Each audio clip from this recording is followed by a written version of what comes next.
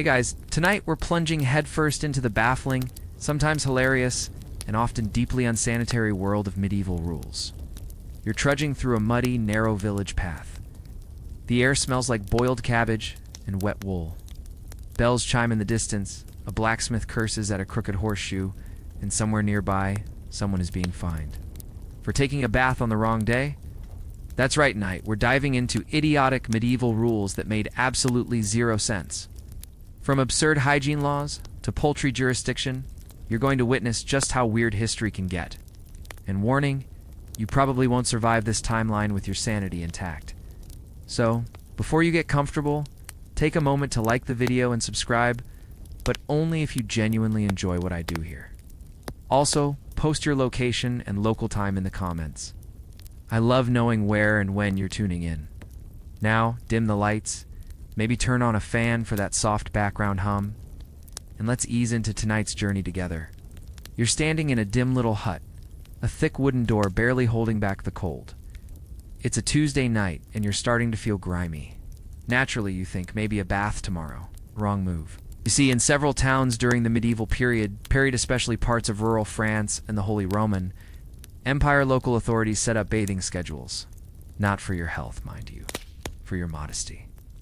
And if the schedule said no bathing on Wednesdays, then you better believe you'd deface a fine, or even a brief stint in the stocks, for daring to get squeaky clean midweek. The logic. Well, historians still argue whether it was about superstition or some twisted interpretation of religious purity. Some thought bathing made you more vain, more lustful. One bishop even claimed that too much bathing invited the devil through the pores. Charming, but it gets dumber. In places where bathhouses were still allowed, they often doubled as brothels. So authorities worried that even a whiff of hot water might lead to, well, a steamy moral collapse. It's thus the rule. No bathing unless it's approved by someone in a weird hat holding a Bible.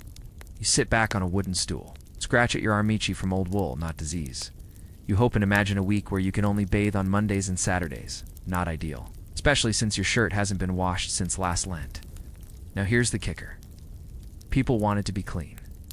Contrary to the filthy peasant stereotype, most villagers did try to wash. Public fountains, cold rivers, steam huts, they were all used.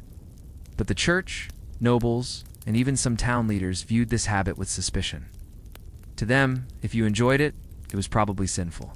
One hilarious example, the city of Nördlingen in modern-day Germany.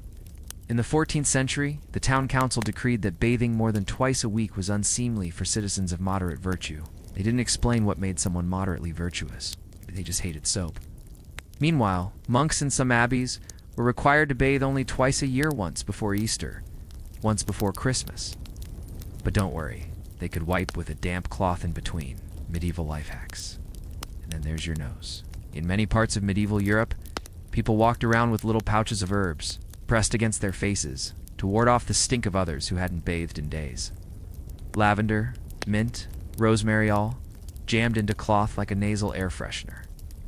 You can almost smell it now, can't you? The irony. Bathing was probably one of the only effective ways to prevent the spread of lice and disease. But not to scandalous. Better to stink and suffer than to risk a rinse. There is even record of a bizarre law in southern Italy where people could be fined for excessive immersion. Meaning, if you lingered too long in a bath, it was seen as an act of vanity or sensual indulgence. Imagine a medieval Karen reporting you to the mayor for spending 30 minutes in the tub. Quirkier still, some medieval apothecaries believed that not bathing helped the body trap good humors. One manual from 14th century Paris suggested that sweat acted as a protective wall. So your odor wasn't a problem, it was a shield. Or, Jan, let's not forget gender rules. Women were often forbidden from using public baths altogether, unless they were accompanied by a male relative. The logic? Preservation of virtue? The reality? Dudes just didn't want to share their moldy bathtubs. But perhaps the weirdest part is this. Some historians suggest that these rules weren't even enforced consistently. One village might enforce no bathing on Wednesdays like it was divine law. The next village over, they didn't care if you splashed around every day with rose petals in your hair. So you had to keep track. Where am I? And is today a soap crime? It wasn't just about when you bathed either. How you bathed was a whole separate nightmare. In some towns, only nobles could use scented oils. If you were caught perfuming yourself as a peasant, it could be considered fragrance theft. Seriously? There's record of a woman in Rouen fined 2 denarii for using noble herbs in her washing water. So here you are, sitting in your stinky tunic, knowing full well that a quick rinse could cost you your dignity, a day in stocks, or worse, your neighbors whispering that you smell too clean to be holy. You'd think about sneaking off to the riverbank tonight anyway. But remember, it's Wednesday, and in your town that's basically illegal, you sigh. Medieval life really knew how to ruin a good bath. You wake the next morning to the sound of hooves on cobblestones and the dull clang of a town crier's bell. He's shouting something about a merchant dispute. And wait, something about purple again? You rub your eyes and peer out through a crooked shutter, and there it is, a man being scolded by 2 guards for wearing the wrong color. Because in this world, your clothes don't just make the man, they define your legal status. Welcome to the ridiculous world of sumptuary laws, the medieval system of fashion policing where the wrong wardrobe could cost you money, freedom, or social standing. You reach for your tunic, suddenly paranoid. Is this blue too noble? Is your belt too wide? Can peasants even wear embroidery? In much of medieval Europe, especially in England under Edward III, there were laws that explicitly told people what they could and couldn't wear based on their class. And purple? Forget it.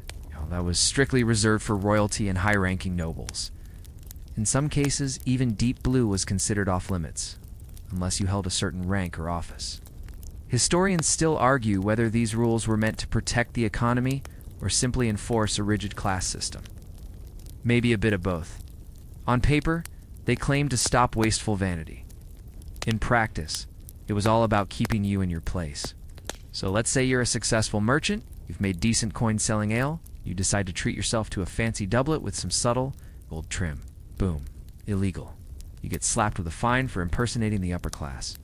If you protest, but I earned this. The town official will probably just remind you that earning wealth doesn't make you noble. Duh.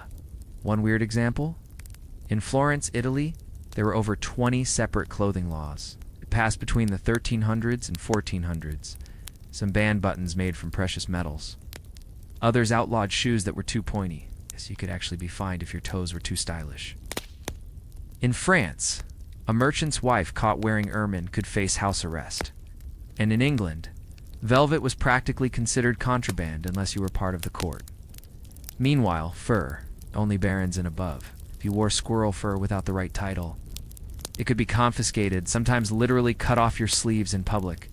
There's even record of a tailor being jailed because his customer's outfit broke the law. That's right. If you stitched the wrong hemline, you were aiding and abetting class treason. But back to purple. Purple dye was outrageously expensive in the medieval period, often made from the mucus of sea snails in the eastern Mediterranean. It took thousands of those little guys to produce a single ounce. That's why purple became a status symbol. It wasn't just stylish, it was a flex. So naturally, only kings and bishops got the legal thumbs up. Still, people tried to cheat the system. Some used crushed berries or weird chemical tricks to create off-purple shades. One noble was once accused of using mulberry juice to dye his cloak sinfully plum. Can you imagine being on trial for a questionable hue? Here's a fun fringe tidbit. In some German territories, brides were not allowed to wear green dresses unless they were virgins. Yep, color-coded chastity.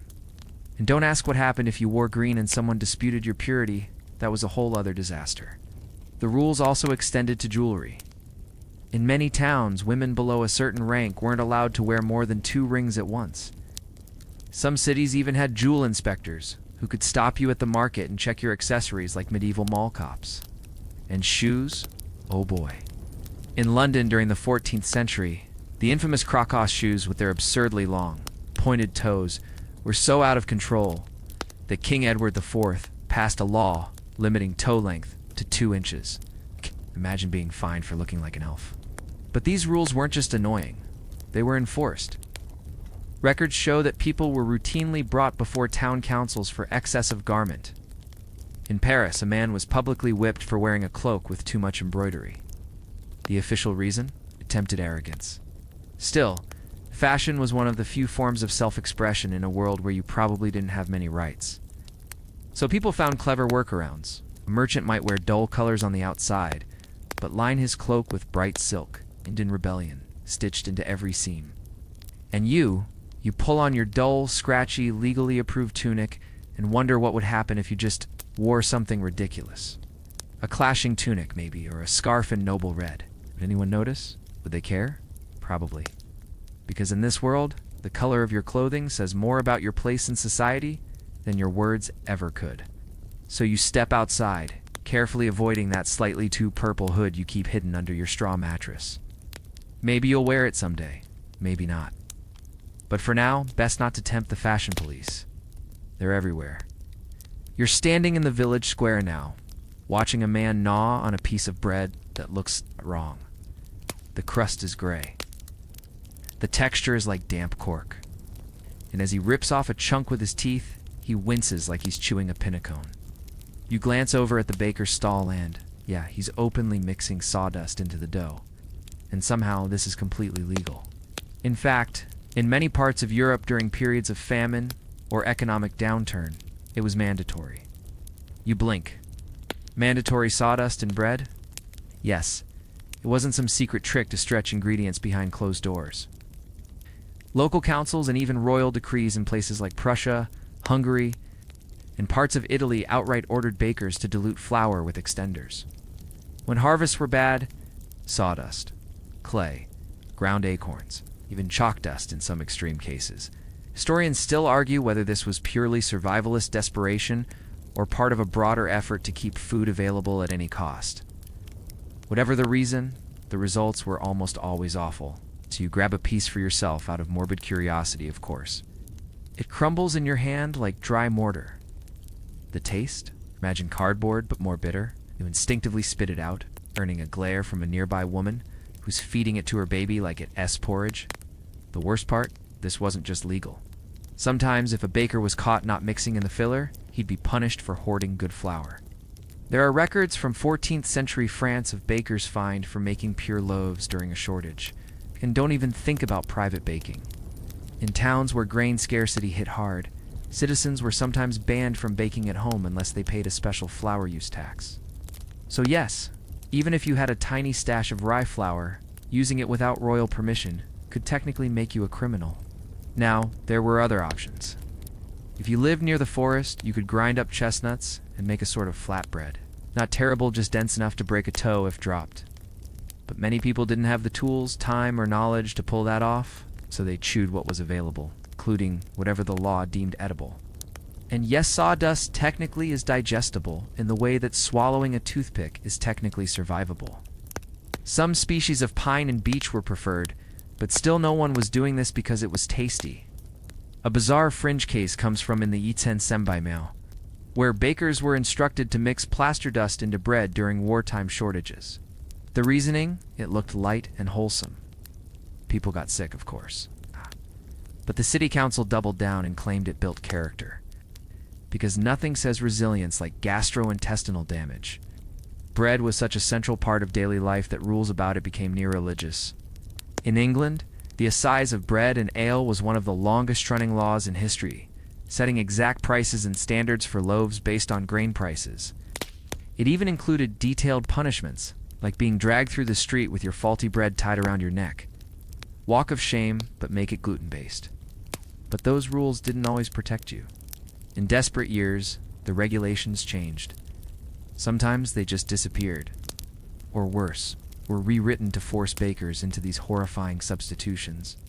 And let's talk quality. You'd think if you had to eat wood, they'd at least sift it clean, right? Nope. Nails, splinters, dead insects. If the filler was ground up in a reused millstone, you could end up chewing on pebbles. One poor monk wrote in his diary that his bread was so gritty, it ground my teeth before I could chew it. Still, people ate it. What else could they do? Funny twist. Wealthier people weren't immune.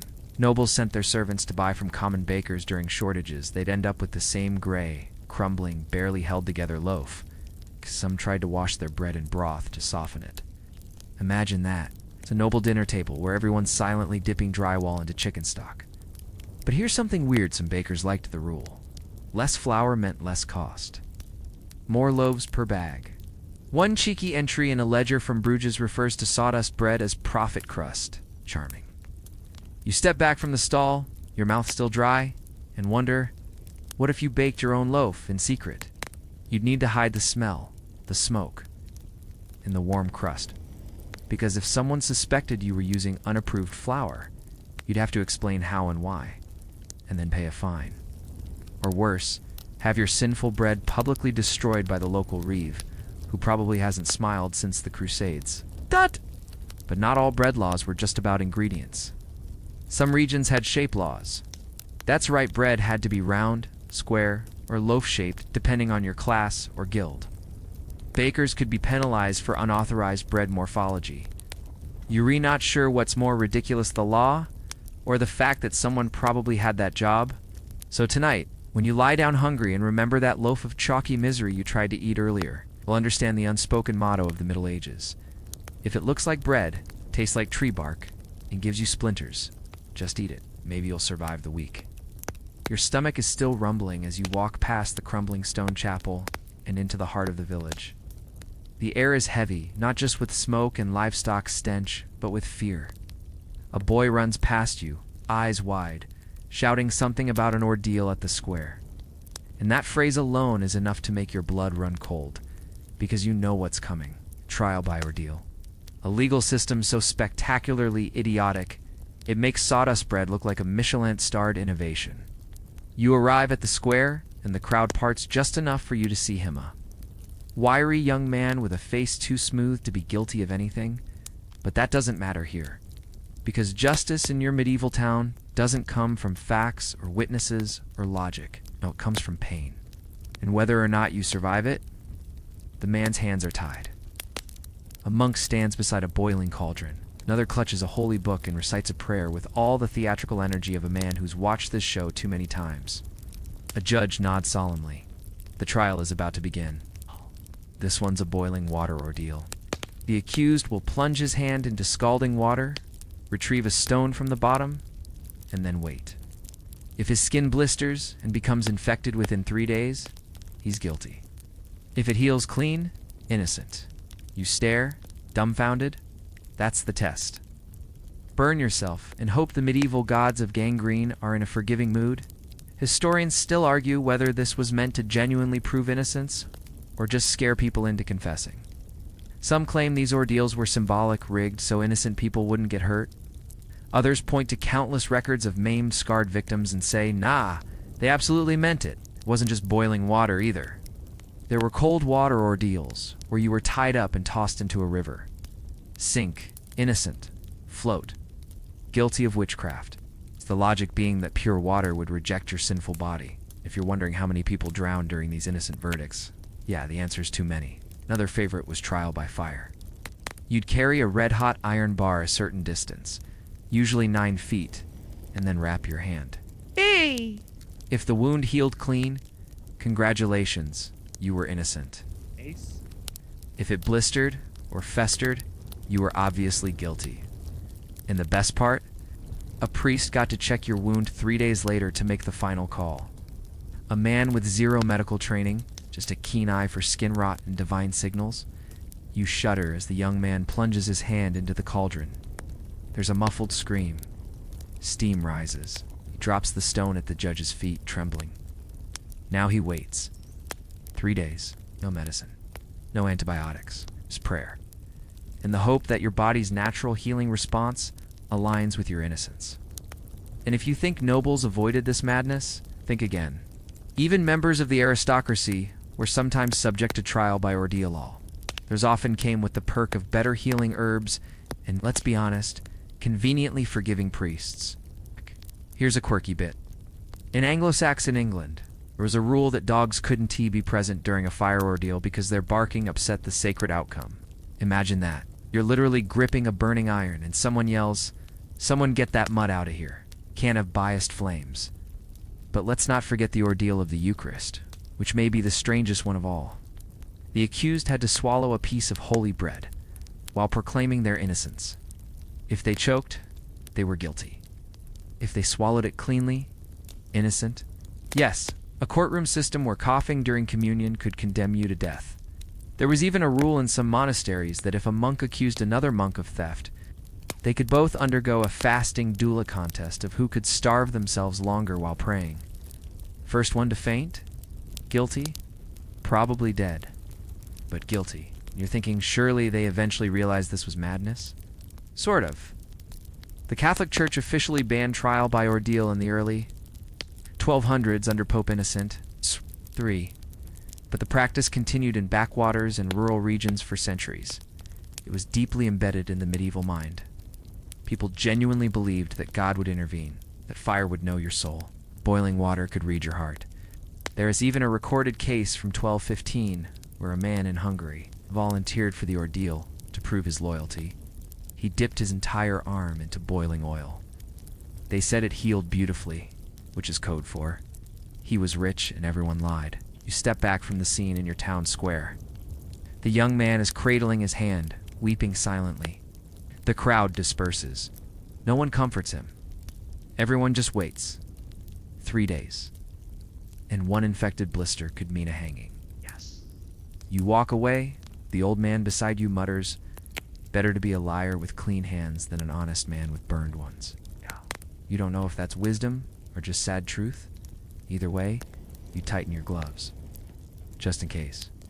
You still shaken by what you saw in the village square, justice delivered through boiling water and blind hope. You wander toward the outskirts of the castle grounds, hoping for peace.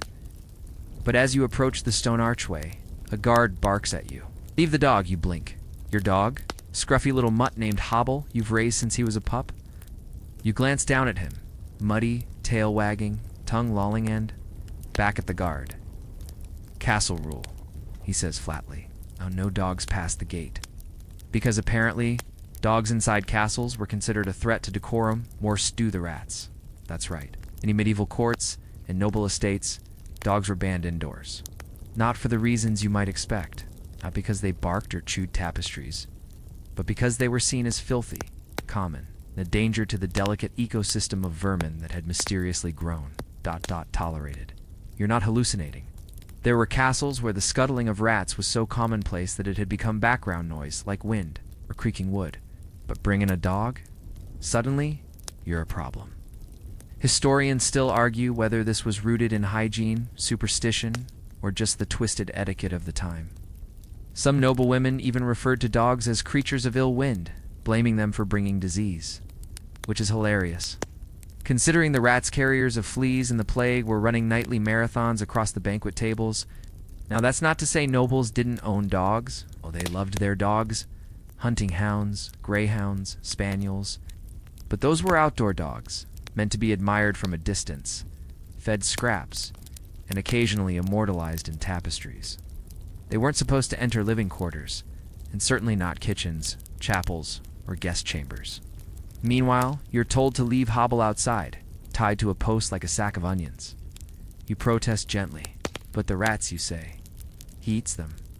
The guard shrugs. Rats don't bark during sermons. Some castles even had written rules. No mongrel nor mutt shall cross the lordess threshold unless carried by silk. That last part, real. In a few royal courts, lapdogs were allowed only if carried in fine fabric. So if your mutt fit in a pouch and didn't walk on the floor, you might get away with it.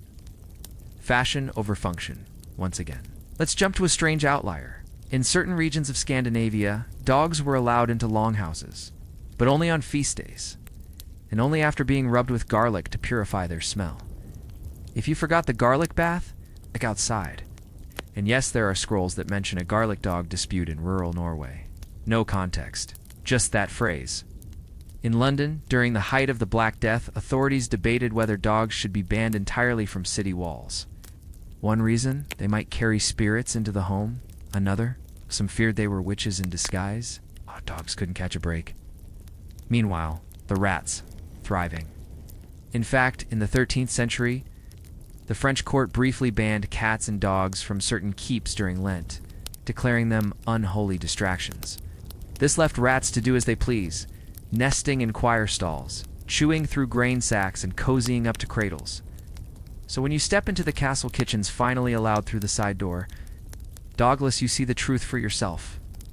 Rats. Everywhere. Big ones, too. Fat and lazy from decades of uninterrupted rain. You hear one squeak from a corner, and the cook just waves her ladle dismissively. "They're locals," she says. "Been here longer than me." You can't help but laugh quietly, 'cause it's absurd. A dog, a creature bred for loyalty, protection, and, let's not forget, rat killing is banned for being unsightly. Meanwhile, play couriers do the tango across the Lord's linens. A fun fringe fact: in some Spanish castles, ferrets were allowed indoors while dogs were not. Ferrets, foul-smelling, chaotic little tunnel goblins. Apparently they had a better PR agent.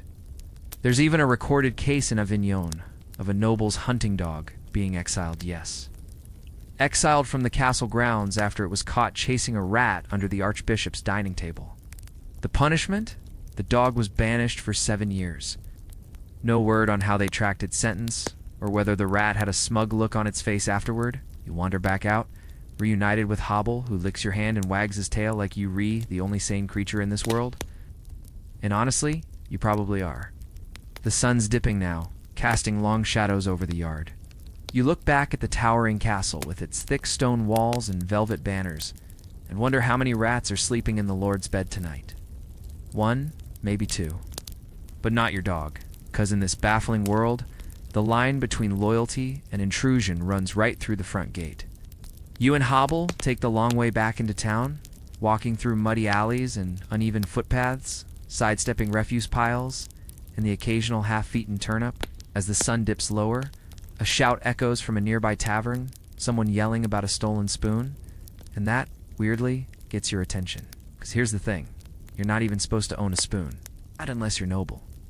You glance at your meager satchel where a bent wooden fork you carved yourself sits beside a chunk of stale cheese, and you remember the rouleau utensils were class markers, and owning the wrong one could make you look suspicious, or worse, ambitious.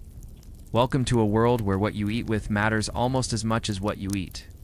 In much of medieval Europe, the divide between nobles and commoners wasn't just about land or gold, it extended to the cutlery.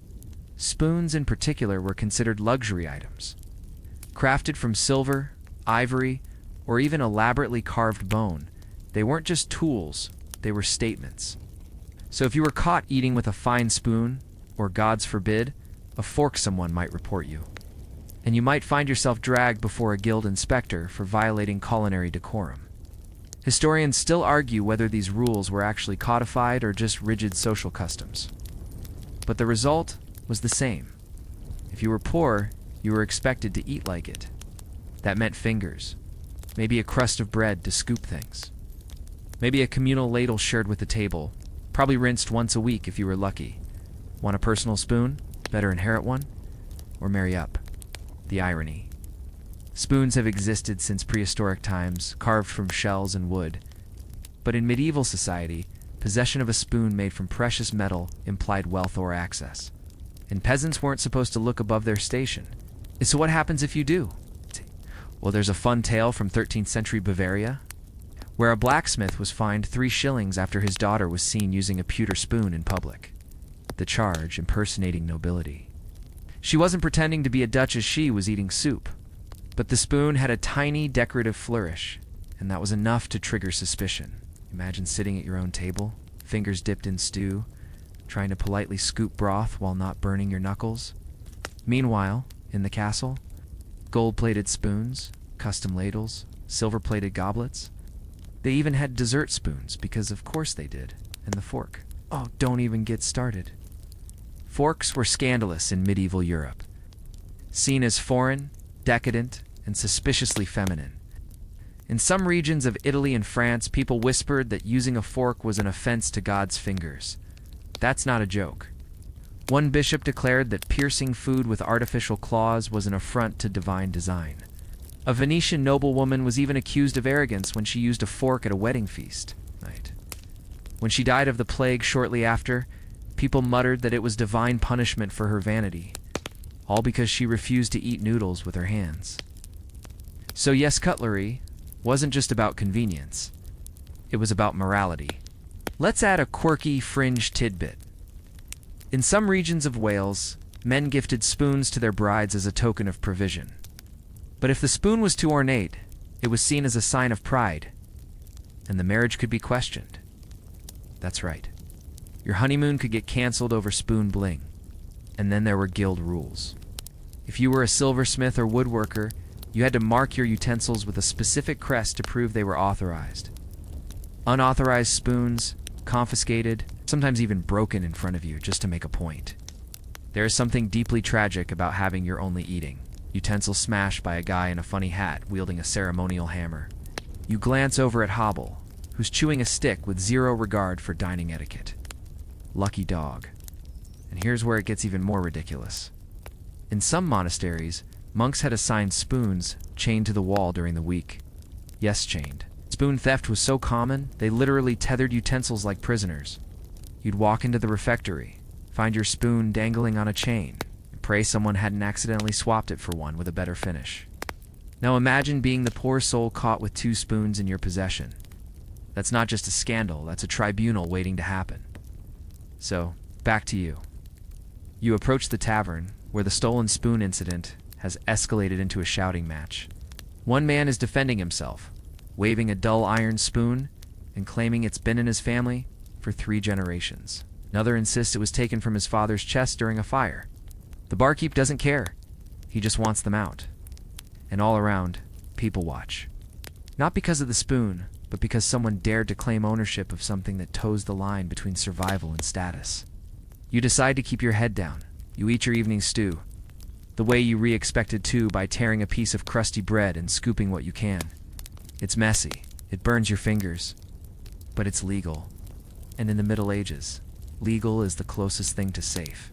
The tavern is loud with drunken voices and clinking mugs, but you can't focus on any of it. Across the room, a young widow, maybe 30, barely dressed in black, sits alone, eyes red. Whispers follow her like shadows. She's not weeping over her dead husband anymore. She's bracing for what's next. And what's next, in her case, is a rule so mind-warping, it makes the burning iron ordeal seem like a thoughtful suggestion. She has to marry her dead husband's brother. Yep, welcome to levirate marriage. Practice in many parts of medieval Europe, where widows were required sometimes by church law, sometimes by local tradition, to marry their brother-in-law. Not for love, not for companionship, but for inheritance continuity. Because heaven forbid a woman just own property, shift uncomfortably on your wooden stool. The idea is so backward it feels like satire, but it was real. Widows weren't seen as independent adults. They were walking conduits of land, money, and children. And when their husbands died, someone had to contain all that value. Enter the brother. Now, not every region enforced this rigidly. Historians still argue whether the practice was rooted more in feudal necessity or church meddling. But in places like Normandy, parts of Saxony, and isolated Slavic territories, it was written into law. The logic? If a man died without male heirs, his brother could marry the widow and produce one, thus keeping the estate in the bloodline. Never mind what the widow wanted, her consent was often treated as a formality, or skipped entirely. You glance back at the woman across the room. Her late husband's brother is already sitting 2 tables away, hunched and smug, speaking with the town priest. They're not discussing love, they're negotiating land rights. And here's the truly twisted part. If the woman refused, she could be fined or worse, evicted. The home she shared with her husband, suddenly not hers. It reverted to the man's family. There are records of widows tossed out within days of a funeral for non-compliance. One fringe case in 14th century Bohemia involved a widow who attempted to flee her village to avoid marrying her abusive brother-in-law. She was tracked down by hired riders, dragged back, and wed under threat of excommunication. The priest who performed the ceremony later bragged that it restored order. What about children? They didn't help. In fact, if the widow did have sons, but they weren't of age, local law could assign her a guardian husband to manage the estate. Imagine raising your kids while also being forced to sleep next to a man you barely knew, just so your house wouldn't be seized. Not all widows complied, of course. Some fled. Others bribed their way out. A few even entered convents, not out of piety, but as a loophole to avoid remarriage. The nun's habit was their legal armor, and in those cold stone halls, at least, they could sleep alone. But it wasn't just women who suffered. Sometimes the brothers didn't want the arrangement either, especially if the widow was older, had children, or came with debt. There is a hilarious record from Yorkshire where a man faked leprosy to avoid marrying his brother's widow. He went so far as to rub pig fat into his skin to mimic lesions. It worked sort of. He got out of the marriage, and into isolation for 7 years. You take a sip of bitter ale and try not to think about what would happen if you died young, leaving behind a wife. Would your brother, if you had won, be forced to step in? Would your widow have to smile at your funeral while secretly dreading her new match? In this world, love isn't just rare, it's practically illegal. And what about the church? Weren't they supposed to protect the vulnerable? Well, yes and no. The medieval church had an odd relationship with levirate marriage. In some periods, they condemned it. In others, they endorsed it especially if it meant preventing female independence, because a widow with land and no husband, that was a political threat. She could remarry for love, transfer wealth outside the family, or even refuse to remarry altogether. Scandalous. There's even a satirical poem from the time that reads, "A man may die, his soul depart, but still his kin shall claim his heart. Not out of love, nor gentle call, but fear the widow keeps it all. You look up, the woman is gone. Maybe she left quietly. Maybe she went upstairs. Or maybe she's standing outside right now, staring at her late husband's brother and wondering how on earth this became her fate. Because here, grief is a luxury. Compliance is survival. And in a world ruled by contracts, crops, and custody, love is often the last thing that matters. The wind's picked up now, curling around the corners of houses like a whisper that's up to no good. You and hobbled duck into a narrow alley, away from the tavern's noise, only to nearly trip over a wooden placard nailed to the wall. It's hand-carved and faded, but still legible. Men shall keep their beards clean or pay the taxes. You blink. Beards taxed. You stroke your chin ruff, stubbled, not exactly a portrait of nobility. And suddenly, you remember. In your town, facial hair isn't just fashion. It's taxable real estate. Yes, in the brilliant minds of medieval officials, your beard was considered a luxury. A sign of masculinity and wealth, and naturally an opportunity to fill the treasury.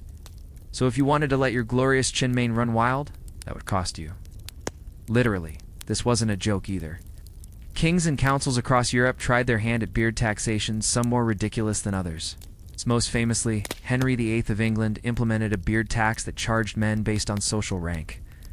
The fancier you were, the more you paid to keep that lush forest on your face. And get this, his daughter, Elizabeth I, briefly revived the idea, issuing beard tokens that had to be worn on your belt to prove you'd paid the fee. No token that chin hair was criminal. Historians still argue whether these laws were strictly enforced or mostly symbolic. But what's clear is that beards were political. They were used to control appearance, reinforce class, and squeeze coin from anyone who dared look too proud. In Russia, things got even more absurd. Peter the Great, yes, the tall one who liked boats, instituted a full-blown beard ban. He wanted Russia to appear more civilized like Western Europe, and to him, that meant clean-shaven faces. So in 1698, he decreed that all men, especially nobles and churchmen, had to shave. Didn't want to? Fine. You had to pay a beard tax and wear a metal medallion that read, "The beard is a superfluous burden." Imagine that. You pay a fine, get a weird badge, and walk around with facial hair and shame. You think you're safe because you live in a small village? Think again. Even local barons followed the trend. Some towns had barber inspectors know really who roamed the streets checking chins and issuing fines. Excessive whiskers could cost you half a day's wages, and repeat offenders. Public shaving, often with a blunt blade and no water, or facial punishment, medieval style. Quirky detail. In some regions, monks were exempt from beard laws, but only if their beards were in keeping with spiritual modesty. That phrase led to endless debates. What exactly did modesty beard look like? Too full? Sinful? Too scraggly? Disrespectful? The middle ground? Probably itchy? And peasants? They were caught in the crossfire. In parts of the Holy Roman Empire, beards were seen as a challenge to authority. If you were poor but sported a full beard, officials assumed you were pretending to be noble or were harboring rebellious ideas. There is an old German proverb from the time. A beard too bold hides thoughts too proud. Imagine being punished for growing your face wrong. So what if you liked your beard? Well, in some cases, beards became a protest. Underground guilds, particularly among craftsmen and freemen, adopted facial hair as a symbol of resistance. They grew them out, curled the ends, even braided them. It was their way of saying, "We are not your servants." Beard is rebellion. Glorious, itchy, tax-dodging rebellion. And if you think women were safe from this madness, hold on. Widows who hired male workers with beards could be fined if they allowed vanity to flourish in their employ. That's right. You could be penalized for someone else's beard. Imagine explaining that to a tax collector. You glance down the alley now, half expecting some bureaucrat to leap from the shadows with a razor and a coin pouch. You run your hand over your chin again. Stubbly, borderline rebellious. You consider your options. Shave it, pay the toll, hide under a scarf, and hope no one notices. In a world where justice is based on boiling water, bread is made with sawdust, and spoons are aristocratic contraband, having a beard isn't just a fashion choice, it's a liability. So you tug your hood a little lower and keep walking. Quietly, carefully, because here, even your facial hair can get you into trouble. And something about that feels more personal than all the other nonsense combined. You reach the edge of town just as the last light bleeds out of the sky, casting everything in that eerie, purplish hue that makes the world feel one whisper away from vanishing. The air shifts. People move differently. A hush falls, not the peaceful kind, but the heavy don't-say-word kind. And then you realize what it is. There's an eclipse tonight. You freeze, along with every other soul in the village. Because during an eclipse in the Middle Ages, you were expected to follow one very clear rule. Do not speak. Not a word, not a whisper, not a cough, unless you wanted to risk being accused of summoning demons. Yes, in medieval Europe, eclipses weren't seen as natural phenomena. They were cosmic omens, warnings from heaven, or worse, signs that the very fabric of reality was tearing open. And speaking during one, that was believed to invite possession, cause crops to die, or make your cow give birth to something with extra legs. Historians still debate just how widespread these beliefs were. Some say it was mostly folklore from rural regions. Others insist that even educated clergy followed eclipse superstitions just in case. After all, why risk it? Tonight, as the moon begins its slow crawl across the sun's face, a child cries. Instantly, someone hisses at the mother to silence him. Put herbs in his mouth. Someone whispers, cover his eyes. You, meanwhile, are holding your breath like a fool, because even breathing too loud feels like breaking the rules. And it wasn't just silence. Some towns, mirrors were covered, wells were sealed shut, and pregnant women were locked indoors. The belief that the darkened sky could mark an unborn child or poison your water with celestial bile? One quirky tidbit, in parts of Eastern Europe, people banged pots and pans during eclipses, not to break the silence, but to scare away the sky dragon they believed was eating the sun. So yes, some villages were silent as the grave, while others sounded like a blacksmith's workshop in a thunderstorm. But the worst part, if someone did speak during an eclipse and something unfortunate happened afterward, they were often blamed. Not metaphorically, literally. There is a record from 1257 in France of a midwife who muttered a prayer during a lunar eclipse. Days later, a villager's barn collapsed. She was dragged into the square, accused of speaking evil into the air, and was forced to fast for a week in a chicken coop as punishment. You can't make this stuff up. In England, it was believed that speaking during an eclipse could turn milk sour disaster for any household trying to churn butter. One noblewoman reportedly had her entire kitchen staff whipped because her cheese curdled during an eclipse, and someone had clearly spoken the wrong words. Even kings weren't safe. During a solar eclipse in 1133, King Henry I of England died shortly after. Some blamed his passing on a lack of national silence. From that point on, royal astrologers began issuing silence orders days before any predicted eclipse. And yes, some towns enforced it with actual guards. You glance around now and see a man standing outside the church with his hat removed and his mouth covered by his sleeve, eyes to the ground. Not a soul around him dares say anything, not even the priest. It's strangely beautiful in a terrifying kind of way. Still, the eclipse inches forward, casting the landscape in strange twilight. Shadows bend. Colors fade. Birds stop singing. Hobble whines softly, confused. You place your hand gently on his back, hoping he understands. This is not the time for barking. You think of all the times in your life when silence was uncomfortable. This is different. This is silence as protection, superstition, as law. Then it hits you, this rule isn't about silence. It's about control. People feared what they didn't understand, so they made rules. Speak, and you might cause disaster. Stay quiet, and maybe just maybe the sky will fix itself. It's easier to believe that silence matters than to admit no one really knows what's happening up there. As the moon moves slowly past the sun and light begins to return, you feel the village breathe again, quiet gasps, like someone surfacing after holding their breath for far too long. Children cry again. A rooster crows, confused. Someone sneezes and everyone laughs, but nervously. The silence is broken, spell undone. You glance at Hobble, who's already trotting off down the road like the whole thing never happened. You follow, still a little shaken. The rules are nonsense, and sometimes not speaking is the most important law of all. You and Hobble pass the last cottage on the outskirts, just as a cart squeaks down the road its wooden wheels, protesting every rock and rut. You pause, watching the driver argue with a clergyman at the village boundary. There's shouting, flailing arms, and chickens. You edge closer and catch the gist. The driver is accused of smuggling poultry across parish lines. Wait, what? Yep. Chickens. Contraband. Because in this perfectly logical medieval system, there were entire regions where livestock couldn't cross into another parish without written permission.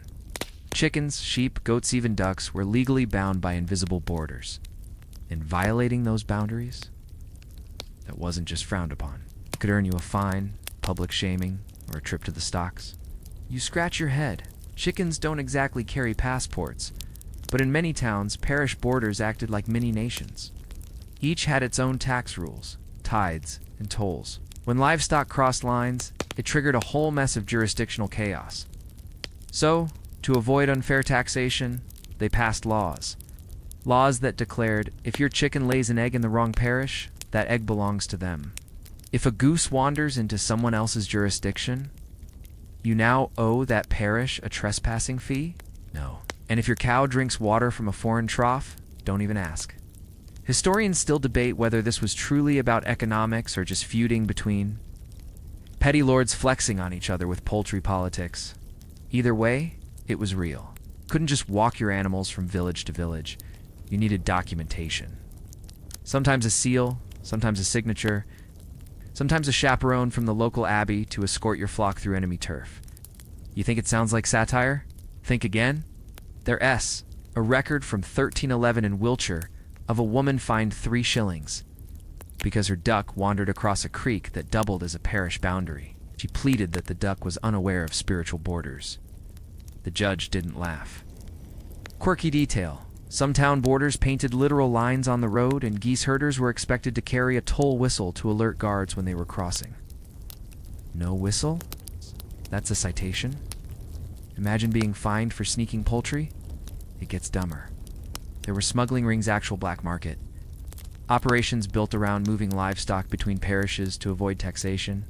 They'd sneak animals through forests at night, cover hooves to muffle sound, even dye feathers to confuse jurisdiction.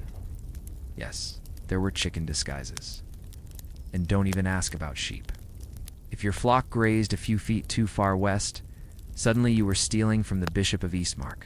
Grazing disputes got so out of hand in some regions that livestock diplomacy treaties were drawn up signed by priests, landowners, and sometimes the animals' owners themselves, were to swear not to cross certain rivers. You step back from the scene at the boundary, where the cart driver is now trying to explain that the chickens simply jumped out of the wagon. One is perched on the priest's boot, pecking at a pebble. The priest doesn't look amused. There is even a law dead serious from 14th century. Denmark stating that any animal found grazing across a parish line during a holy festival would be considered possessed, had to be burned or exorcised. One record says a goat looked at a cross too long. That's all it took. And it wasn't just the law. Villagers enforced this nonsense themselves. You'd get tattled on by neighbors. Rival farmers kept track of which animals were seen on which side of the fence, and some towns even paid livestock watchers, a job where someone literally sat on a stump and stared at animals all day, waiting for a jurisdictional sin. So you and Hobble cross the road quietly. You're not smuggling chickens, thankfully, but still, it makes you uneasy. The rules in this world are so absurd, so precise, so obsessed with invisible lines, that you afraid stepping wrong might turn you into the next headline on a town crier-esque scroll. And here's the best part. The chickens don't care. They cluck, they flap, they peck at both sides of the road. There's no idea what parish they're in, no respect for boundaries, or just being chickens.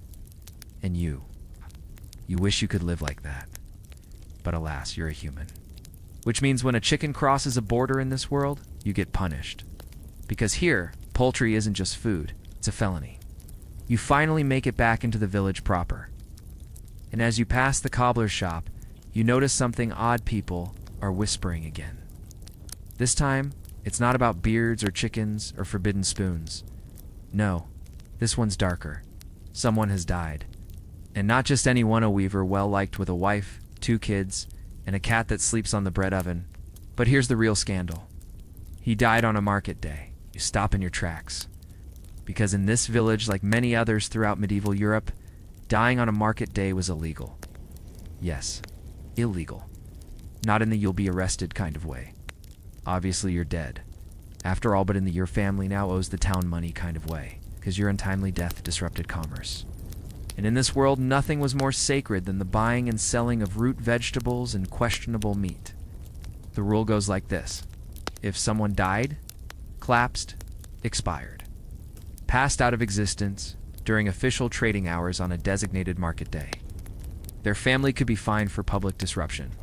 If the body caused foot traffic to pause, or worse, if it scared buyers away, the town bailiff would march straight to the grieving widow's door and slap her with a bill. The logic? Commerce must remain undisturbed. Historians still argue whether this originated as a local economic policy or a form of social control.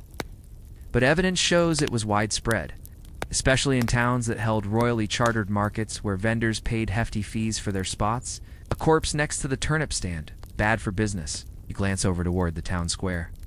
The market is still open. The fishmonger hasn't paused his yelling. A man is hawking radishes with the energy of a man who fears death by taxes. But everyone is side-eyeing the small cottage just beyond the baker's stall. That's where the weaver's body still lies, covered in a sheet, waiting. Because here's the kicker. He can't be moved until after the market closes. It's written right into the town charter. No corpse shall be carted through Market Square during daylight sale hours. Why? Because the sight of death was thought to taint the mood, drive away customers, and anger the saints who blessed the market's prosperity. So the dead had to wait. Their families had to keep quiet about it until sunset, or risk further penalties for market disturbance by grief. Imagine being told to keep your sobbing down because someone might be trying to buy onions nearby. There's even a recorded case from 1423 in Rouen, where a family tried to smuggle their grandfather's body out the back door after he died in his chair during market hour. A neighbor saw Rupsois. They were fined 5 sous for unauthorized corpse removal during active commerce. One quirky fringe rule from Ghent required that if someone had to die, they should do it either 1 hour before sunrise or 2 hours after sundown. A priest argued this was preferable for public hygiene and spiritual logistics. Whatever that means. You think it couldn't possibly get worse? Oh, but it does. In some places, if a merchant died at his stall, his goods were forfeited to the town. Not passed to his family, not sold for their benefit, just confiscated. Sudden death voided property rights. There's a tale of a candlemaker in York who dropped dead while lighting his wares. The town took his candles, his table, and even the crate he was sitting on. His wife protested. He gave her his apron in charity. And that's not all. If a foreigner died on market day, someone from outside the parish, the town could claim his horse, coin purse, and shoes. It was called diodand, a bizarre legal tradition where anything that caused or accompanied death was offered to God via the local lord. Spoiler, the Lord kept it. So today, as the weaver's family stands behind their closed shutters, mourning in silence, they're also calculating. How many people saw him collapse? Did anyone report it? Will the magistrate count it as an official disturbance? Will they owe a fine? Or worse, will his tools be seized? Can feel the tension in the air. No one wants to mention it. Not until the apples are sold and the wine barrels rolled away. Then, maybe the death can be acknowledged. And it all makes you wonder what kind of society finds people for the timing of their own demise. What kind of place turns grief into an invoice? You step carefully around the edge of the square, eyes down, heart a little heavier. Because here, you don't just have to plan your life carefully. You have to plan your death, too. The sun's dipping low now, stretching shadows across the cobbled lanes like spilled ink. You and Hobble shuffle past the carpenter's shop, where a few kids are playing with sticks in the dust. One of them drops a toy and reaches for it with his left hand, and everyone goes silent. A woman gasps. An old man mutters a prayer. The child's own mother grabs his wrist, gently but firmly, and whispers something you can quite hear. But you already know what she's saying, not that hand. Use the good one. Because in this world, being left-handed is not quirky or cool, it's dangerous, suspicious, sinister, and yes, that's where the word sinister even comes from. Latin sinistra, meaning left, associated with darkness, evil, untrustworthiness. For the average medieval villager, left-handedness wasn't a trait, it was a warning sign. People were taught that the left hand belonged to the devil, that witches cast spells with it, that evil spirits favored it. Even shaking hands with your left could be interpreted as an insult or a curse. So what do you do if you're naturally left-handed? You hide it. You train yourself awkwardly, painfully, to use your right. Parents forced it, priests insisted on it, and schools, they punished it. Historians still argue whether left-handedness was truly linked to medieval witch trials, or just an easy excuse for already feared women. But records show left-handed children were corrected harshly, often with canes or slaps or ridicule. It wasn't about preference, it was about moral safety. You think of all the times your own hand faltered when holding a spoon or pulling a bowstring. If you'd used the wrong hand in front of the wrong person, it might have been enough to mark you as troubled, or worse, a quirky tidbit. In some monasteries, the left hand was called the foolish hand. Monks were required to eat, write, and gesture only with the right. If caught using the left, they'd be assigned penitence, chores like scrubbing floors or copying scripture with a dull quill until their fingers bled. All in the name of correction. And then there were laws. Yes, actual laws. In parts of Bavaria, civic documents had to be signed with the right hand only. Not because it made the signature better, but because left-handed writing was considered forgery by intention. If your signature leaned the wrong way, left-handers often slanted their script. The notary could void it. Demonic tilt, they called it.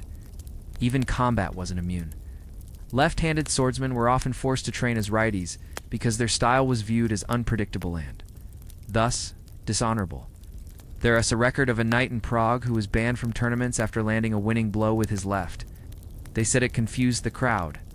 You look back at the child, now nervously fumbling with his stick using his right hand.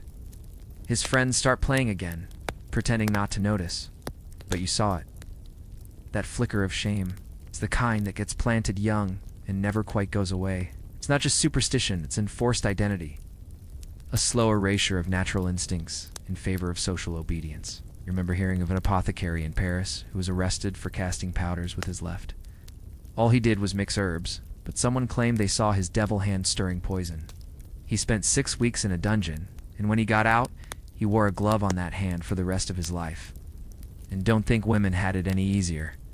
Left-handed girls were often deemed ill-suited for marriage. One village even had a matchmaking rule. No daughter who stirs stew counterclockwise shall be wed before harvest. Translation: lefties were considered bad luck even in the kitchen. But some people fought back. There were whispered stories of lefty guilds, craftsmen who secretly kept their dominant hands. Trained in private, passed down tools designed for their grip. Left-handed blacksmiths, left-handed scribes, one even carved a tiny Latin phrase into the handle of his chisel. My hand offends only the foolish. You admire that.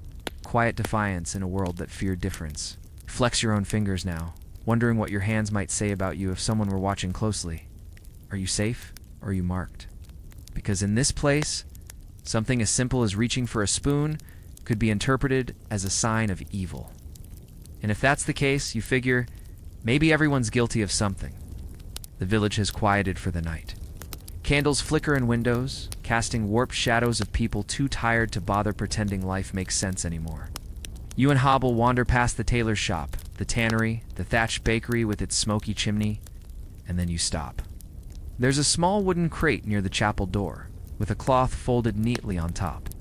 It's got something embroidered into its socks. Just ... two little socks. Identical. Folded together. And suddenly you remember, that's not allowed. Because in this strange medieval corner of the universe, pairing socks before marriage is scandalous. No, seriously, socks must be single.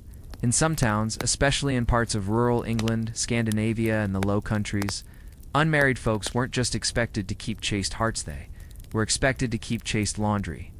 And pairing socks, that was symbolic. It implied union, domestic intimacy, and brace yourself readiness for conjugal life. So if you were unmarried and got caught folding your socks into neat, cozy pairs, that was a social red flag. Worse, some local customs claimed it invited misfortuna, premature joining. It could curse your marriage prospects or even attract bad spirits. You walk slowly up to the crate and peer inside. It's full of other laundriness and enough. The socks are right there paired. Someone has either made a mistake or a statement.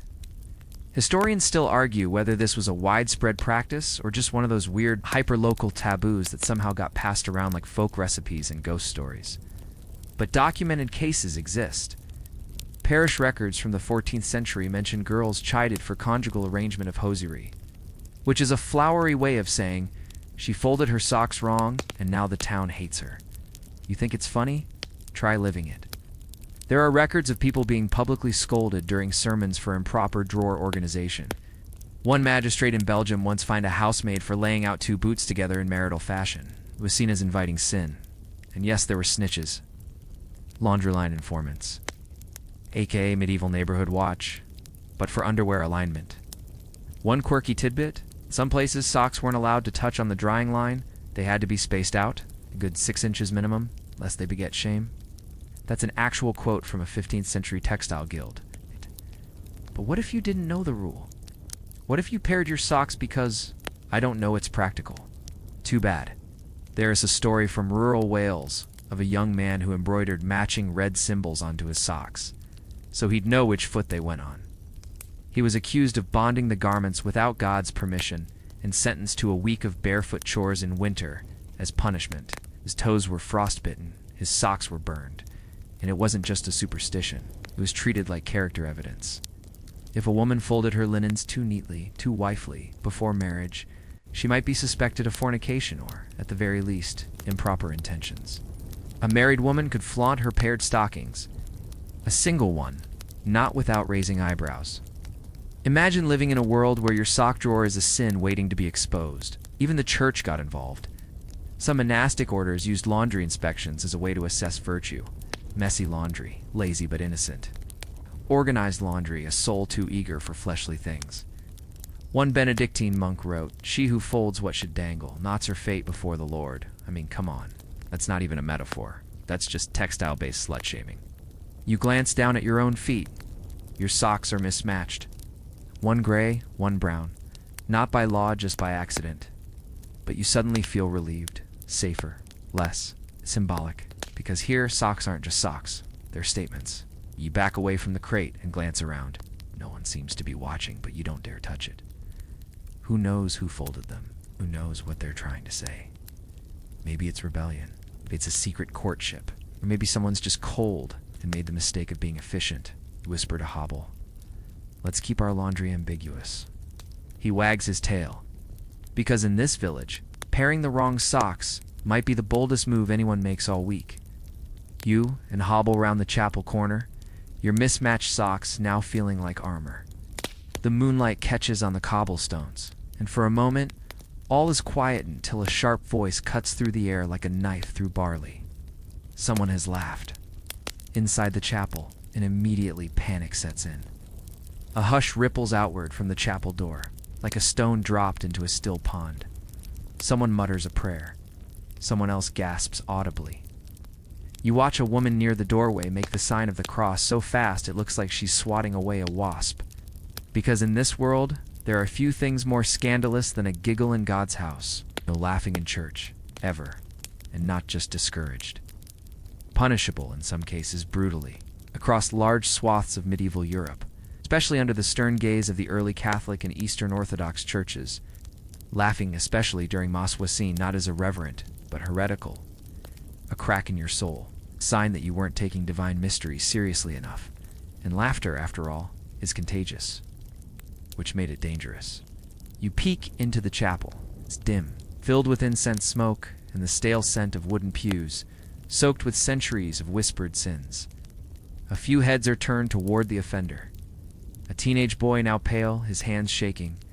He probably didn't mean to laugh, maybe, the priest's voice cracked. Maybe he saw a squirrel through the stained glass window. Doesn't matter. He broke the rule. Historians still argue whether the anti-laughter sentiment stemmed from strict religious doctrine or was more of a cultural artifact. But what's undeniable is this. Chuckles were policed, not just in cathedrals. Monasteries had laughter fines. Parish schools taught solemnity the way they taught psalms. One monk's diary from 1 to 96 includes this gem. Brother Aldhelm was denied supper after snorting during Vespers. You can almost hear the frustration. Another record from the English Midlands details a punishment called the Stone of Shame, a heavy rock tied around the waist of anyone who laughed during sacred rites. The offender had to wear it through town until sundown, like some absurd divine dunce cap. There's even a case in Spain where a boy who burst into laughter during a wedding mass was sentenced to a month of silence, forced by a vow and a very literal cloth gag.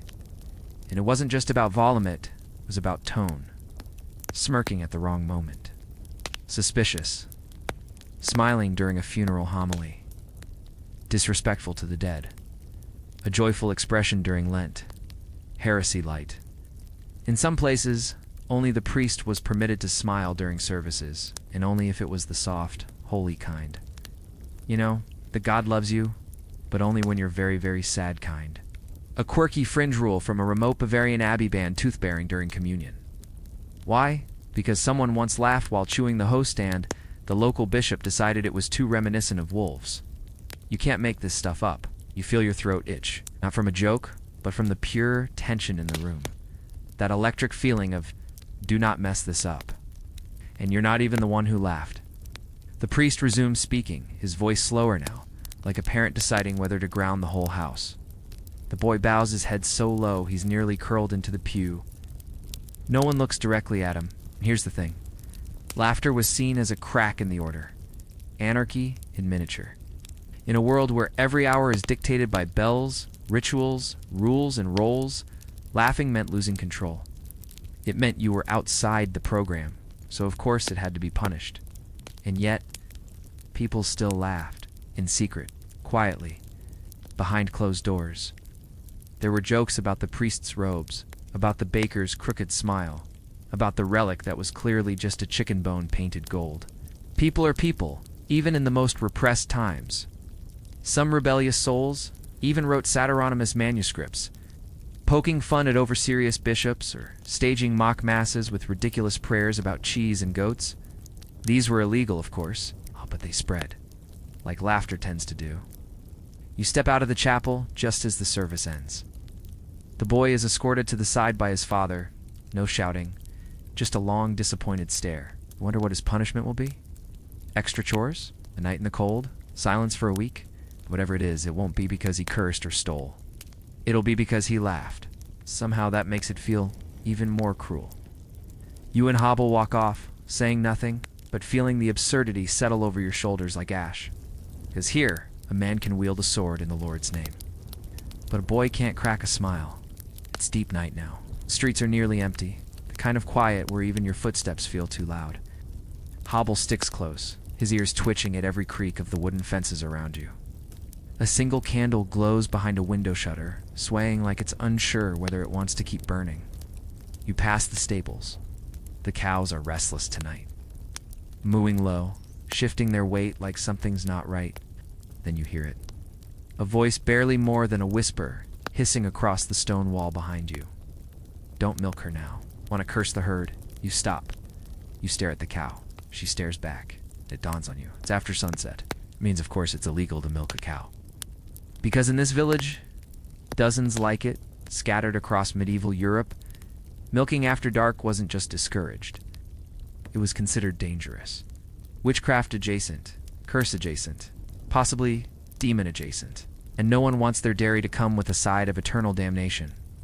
This bizarre rule shows up in everything from farmer almanacs to rural parish laws, particularly in parts of Germany, Hungary, and the British Isles.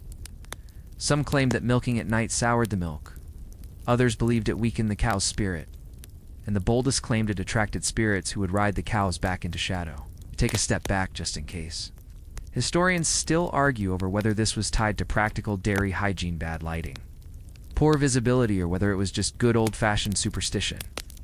But either way, the belief was strong enough that night milking could get you punished.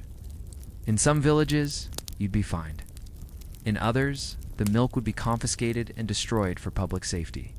And if your cow's production dropped afterward, that wasn't your fault. That was the curse's fault, caused by you. For milking after dusk, one record from 1372 details: a farmer fined 2 hens and a loaf of bread for night milking during a full moon. The court transcript claims he disturbed the cow's humors and invited moon sickness upon the calf. That phrase alone is enough to make your modern brain cramp. Want a quirkier one? In isolated parts of Scandinavia, it was believed that night milk would never churn. It would stay liquid no matter how hard you beat it. Some said it was because elves had licked the cream. Others blamed trolls. The end result: soggy butter dreams and a very annoyed village wife. There were even milk watchers, people whose job it was to keep an eye on barns at night and make sure no one snuck in with a bucket. You think you're safe because your barn is on the edge of town? Think again. Old Marta, 2 houses down, sees everything, and she's itching to report someone. You glance at the cow again. She looks bored, maybe a little smug. You can practically hear her thinking, "Try me. I dare you." And you start to wonder, where did this start? Was it always about magic, or was it just a way to control labor? Some scholars suggest that lords didn't want peasants working too late, especially not collecting milk that could be sold privately in the morning. So they made rules, tied work to sunlight, tied transgressions to sin, and let the villagers fill in the rest with ghosts, hexes, and mooing curses. Others think it was a way to blame women, as usual. Most milkers were women. Milk went bad, must have been her fault. Milking at the wrong time, whispering to the cow. Wearing the wrong color kerchief. One dairymaid in France was accused of hexing butter after churning a batch that wouldn't thicken. Her crime? She had sung during milking. At night, double sin. It all comes back to control. Over time, over labor. Over fear. You take another step back, letting the cow settle into her hay without a drop collected. You're not about to become the talk of the village. Not over dairy. Not tonight. Behind you, someone quietly locks a barn door with 2 wooden pegs. Protection, they say. To keep the milk from leaking out at midnight. To keep the others away. You and Hobble head home, ducking your head under a low beam, passing beneath hanging bundles of herbs meant to protect the livestock. The wind is cold now, carrying just the faintest scent of clover, hay, and candle smoke. And you realize something. Here, rules don't just bind you during the day. They follow you into the dark. They sneak into the barns, the kitchens, the prayers. And all it takes is one wrong step, one wrong hand, one wrong laugh, or one drop of milk too late to break the spell of safety you barely had to begin with. So you reach your door. You close it, bolt it, light your candle low, and you listen to the quiet. Because in a place where even a cow can be cursed by moonlight, you learn to let the night be. The candle flickers beside your cot as Hobble curls into a warm, silent spiral near your feet. Outside, the village has settled into that deep, timeless stillness. Only the medieval night knows thick, hushed and heavy with superstition.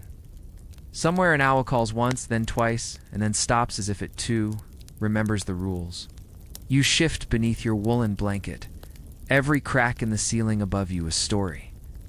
Every creak of the floorboard below, a whisper from a world that seems so obsessed with order it forgot how to breathe. But you made it. through boiled justice and forbidden forks, tax-evading beards and dairy paranoia, through quiet eclipses, criminal socks, and laws so absurd they feel like jokes written by a feverish playwright with a fondness for livestock.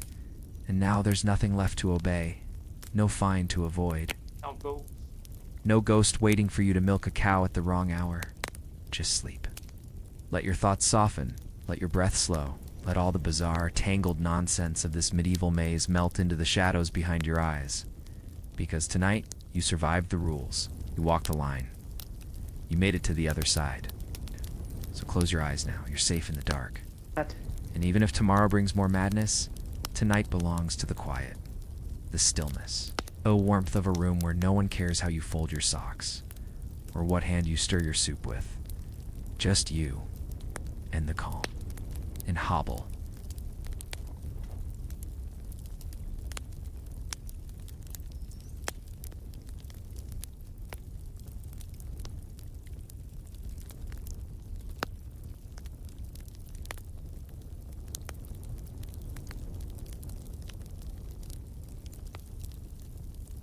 Hey guys, tonight, we imagine a world you've probably never considered before, one where you are an Aztec explorer. Drifting not west but east, toward lands no one in your empire has ever mapped. The stars above are unfamiliar, colder somehow, and the sea has grown moody. Your canoe rocks as foamy waves slap its hull, the salt crusting thick in your hair. The ocean seems endless, but then again, so did your empire once. So did death. So did everything you were told not to question. The wind moans like it's remembering something. Maybe it is. Maybe you're not the first. So, before you get comfortable, take a moment to like the video and subscribe, but only if you genuinely enjoy what I do here. And hey, drop a comment telling me your location and what time it is where you're watching. It's always fun to know who's listening out there in the dark. Now, dim the lights, maybe turn on a fan for that soft background hum, and let's ease into tonight's journey together. The storm didn't look special at first. Just a ripple across the western sky. But within hours, it grew teeth. Winds howled from directions no sailor expected. Birds flew inland, panicked. By the time you realized the current had shifted, it was too late. No one at home would believe you left willingly. Truth is, the sea chose, not you. Your canoe was one of several a scouting fleet, meant to explore the furthest edges of the sunrise. It was supposed to be a 2-week circuit, then back to Tenochtitlan, with stories and maybe some dried fish. Instead, it's been 2 months. The sun feels alien. And your crew is tired of gods who don't answer prayers cast eastward. It's not that the Aztecs never explored the Pacific. They did, though historians still argue whether these voyages were organized state missions or rogue merchant runs. Some fringe scholars even claim they reached Hawaii, centuries before Europeans stumbled into Polynesia. You're not sure who to believe anymore, especially now that the horizon ahead glows with unfamiliar shapes. When you finally see land, it's not the lush jungle or gold-glinting beaches of your homeland. No, this coast is damp and hostile. Pines like skeletal fingers stretch toward gray skies. The rocks are jagged, there's moss on everything. Trees seem to whisper curses. This is not the welcoming world of maize and honey. You row to shore with 4 others, your brother among them, who hasn't spoken since the second moon. The beach is littered with shells you don't recognize. You pick one up. It smells like old iron and shame. Bad omen. Still, you press on. You're the first to set foot. The ground squelches beneath your sandals. Birds call like they're warning the trees. You draw your obsidian knife, not because you expect trouble, but because the silence feels like an accusation. The others follow. You leave offerings, cocoa beans, beads, blood, but nothing stirs. No god's answer, just wind. As night falls quickly, you build no fire. The stars here don't match the ones you've memorized. Great Jaguar constellation is missing its fangs. You wonder if this sky has gods at all, or if it's ruled by something hungrier. By the 3rd day, you've spotted movement in the trees. Not beasts, people, pale, round-eyed. Their clothing is strange thick wool and scratchy bark-like layers. One of them has red hair, like the myths back home. They stare at you the way a starving dog stares at meat. They don't attack, not yet. I get their whisper. Loudly. And when they disappear into the forest, you know they'll return. Likely with others, maybe with fire. Still you're not afraid? You're flower warrior. You're faced worse than wet grass and chilly stares. What unsettles you is this. None of these people bear marks of sacrifice. No jade in their noses. No tattoos. No feathers, just dirt and silence. You carve a map in the sand that night, your fingers tracing coastlines like veins. It's crude, but your people will understand it if you survive. If not, maybe the trees will. They've been here longer than gods. The next morning, your brother is gone. You find his necklace, a carved turquoise gold, dangling from a pine branch like a warning. There's no blood, no tracks, just moss. You say nothing to the others, not yet. Instead, you begin sketching with more urgency. Bark, parchment, crushed berries, soot. You invent symbols for things you don't have names for. Tree that whispers, stone that hums, people without offerings. By now, your legs are numb from the cold, and your breath clouds in front of your face like fleeing spirits. Still, you trudge inland. You must find shelter. More importantly, you must find something to explain why the gods sent you here. Then you see it, in a clearing just past a hill shaped like a sleeping crocodile's. A structure made from gray stone, taller than any hut back home. Its roof slants steeply, like it's trying to touch the sun. But the sun isn't here, only clouds. Something behind the building, a wheel. A giant wheel attached to a wooden box. You blink. The box moves. Slowly. Groaning like a sick mammoth, something's pulling it. Beasts. Huge. Horned, with blank stares and steaming nostrils. You fall to your knees. This isn't just a new land. It's a land with gods. You don't recognize on monsters that obey them. Your hands shake as you press a jagged stone into the bark. One symbol. One word. Over and over. Danger. You don't sleep that night. The ground is too damp. The sky too full of teeth. And the air hums like it's waiting for something to crack open. The others are quiet. One is feverish. One keeps sharpening his spear on the same rock long after it's already smooth. No one mentions your brother. His name hangs over the camp like smoke. By morning, your body aches, but your mind is sharper than it's ever been. You've drawn a map into your skin with ash. Just in case, if you're refound by your people or by someone who cares, you want them to know you were here. You want them to know you saw. You move inland. Past crooked trees that grow too close together, past birds that sound like crying children. And then finally something changes. Smell. The air thickens with an odor you can't place familiar, but wrong. It's rot, mixed with something bitter, something human. You follow it cautiously and crest a ridge that overlooks a valley shrouded in fog. And there it is, a village, not like yours, not like anything you've ever seen. The homes are squat and hunched, made from gray stone stacked like defeated skulls. Smoke puffs from tiny chimneys that lean like tired old men. No vibrant colors, no murals, just soot. And wet. You crouch low, watching. People move through the mud pail, hunched figures wrapped in wool. A woman carries a basket full of turnips. A child drags a stick through puddles. A man chops wood like he's punishing the earth. Their eyes are sunken, their movements slow. But the strangest part, no one sings. In your homeland, even the poorest of farmers sing to the maize. Here, silence. Even the dogs are quiet. You watch one limp past with half a tail and a mouth full of something that used to live. You whisper a prayer to Huitzilopochtli, not for safety, but for clarity, because this place makes no sense. Historians still argue whether early European peasant life was as bleak as some records claim. But to you, this is not life. It's punishment.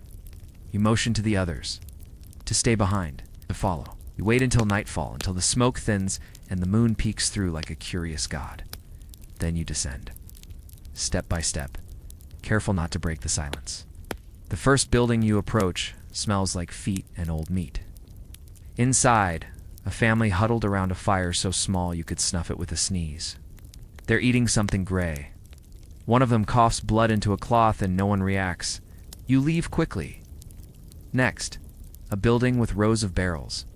One is leaking something sweet. You taste it. Beer. Rotten. Warm. Weirdly comforting. You fill a gourd and mark the building on your bark scroll with a symbol that means possible friendship. Because in your culture, Anyone who brews is halfway to a good story. Then you spot him, the man, tall at least by their standards, red hair like old fire. He's walking alone toward the edge of the village, dragging a heavy sack. You signal your partner, then follow. You track him to a shed. You wait. When he comes back out, lighter and humming, you slip inside. It's not a shed, it's a shrine, or maybe a trap. Inside, dozens of wooden figurines, all hanging from nails.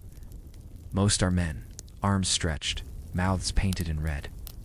A large one sits at the center eyes, blank, hands bleeding. You back away. This is no offering. This is no god. This is a warning. You hear a sound. Footsteps. Fast. You lunge through the back, tearing through brambles, ignoring the pain in your thighs. Your partner isn't behind you. You don't look back, not until the trees open again.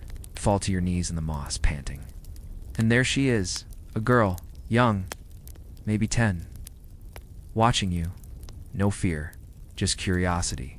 She holds something out. A root vegetable, raw ugly, but offered. You take it, she smiles, then runs. You don't follow. Instead, you sit in the mud and try to remember what part of the codex said anything about this. You eat. It's bitter, but filling. Later, back at your makeshift camp, you share the story. One of your men laughs so hard he cries. Not at the girl, not at the shrine, but at the idea that these people worship pain. You want to disagree, but you can't. The next day, you approach openly. No blades, no feathers, just bark scrolls and cocoa. The village watches you like you've walked out of the fog itself. Point to the gourd of beer, then take a sip. You gesture toward their huts and mimic admiration. They don't smile, but they don't run either. A man approaches, old, white-bearded. He speaks. You don't understand a word, but his tone isn't angry, it's exhausted. You offer him the cocoa beans. He tastes one and spits it out. Then, curiously, he pockets the rest. That night, he returns with a sack of iron nails and a wheel of something that smells like foot fungus and joy. Cheese. You trade, evenly. Your scroll now marks this place with a new symbol. Unclear, but useful. That night, your partner develops a fever. By morning, he's hallucinating. By afternoon, he's dead. The rest of you burn his body by the edge of the pines. No one speaks. The wind does. It howls like your brother. You don't sleep that night. The ground is too damp, the sky too full of teeth. And the air hums like it's waiting for something to crack open. The others are quiet. One is feverish. One keeps sharpening his spear on the same rock, long after it's already smooth. No one mentions your brother. His name hangs over the camp like smoke. By morning, your body aches, but your mind is sharper than it's ever been. You've drawn a map into your skin with ash, just in case. If you refound by your people, or by someone who cares, you want them to know you were here. You want them to know you saw. You move inland, past crooked trees that grow too close together, past birds that sound like crying children. And then, finally, something changes. Smell. The air thickens with an odor. You can't place familiar, but wrong. It's rot, mixed with something bitter, something human. You follow it cautiously and crest a ridge that overlooks a valley shrouded in fog. And there it is. It's a village, not like yours, not like anything you've ever seen. The homes are squat and hunched, made from gray stones, stacked like defeated skulls. Smoke puffs from tiny chimneys that lean like tired old men. No vibrant colors, no murals, just soot and wet. You crouch low, watching. People move through the mud pail, hunched figures wrapped in wool. A woman carries a basket full of turnips. A child drags a stick through puddles. A man chops wood like he's punishing the earth. Their eyes are sunken, their movements slow. But the strangest part, no one sings. In your homeland, even the poorest of farmers sing to the maize. Here, silence. Even the dogs are quiet. You watch one limp past with half a tail and a mouthful of something that used to live. You whisper a prayer to Huitzilopochtli, not for safety, but for clarity, because this place makes no sense. Historians still argue whether early European peasant life was as bleak as some records claim, but to you, this is not life. This is punishment. You motion to the others, to stay behind, to follow. You wait until nightfall, until the smoke thins and the moon peeks through like a curious god. Then you descend, step by step, careful not to break the silence. The first building you approach smells like feet and old meat. Inside, a family huddled around a fire so small you could snuff it with a sneeze. They're eating something gray. One of them coughs blood into a cloth and no one reacts. You leave quickly. Next, a building with rows of barrels. One is leaking something sweet. You taste it, beer, rotten, warm, weirdly comforting. You fill a gourd and mark the building on your bark scroll with a symbol that means possible friendship. Because in your culture, anyone who brews is halfway to a good story. Then you spot him, the man tall, at least by their standards, red hair like old fire. He's walking alone toward the edge of the village, dragging a heavy sack. You signal your partner, then follow. You track him to a shed. You wait. When he comes back out, lighter and humming, you slip inside. It's not a shed, it's a shrine, or maybe a trap. Inside, dozens of wooden figurines, all hanging from nails. Most are men, arms stretched, mouths painted in red. A large one sits at the center, eyes blank, hands bleeding. You back away. This is no offering. This is no god. This is a warning. You hear a sound. Footsteps. Fast. You lunge through the back, tearing through brambles, ignoring the pain in your thighs. Your partner isn't behind you. You don't look back. Not until the trees open again. You fall to your knees in the moss, panting, and there she is. A girl, young, maybe 10, watching you. No fear, just curiosity. She holds something out. A root vegetable, raw, ugly, but offered. You take it. She smiles, then runs. You don't follow. Instead, you sit in the mud and try to remember what part of the codex said anything about this. You eat. It's bitter, but filling. Later, back at your makeshift camp, you share the story.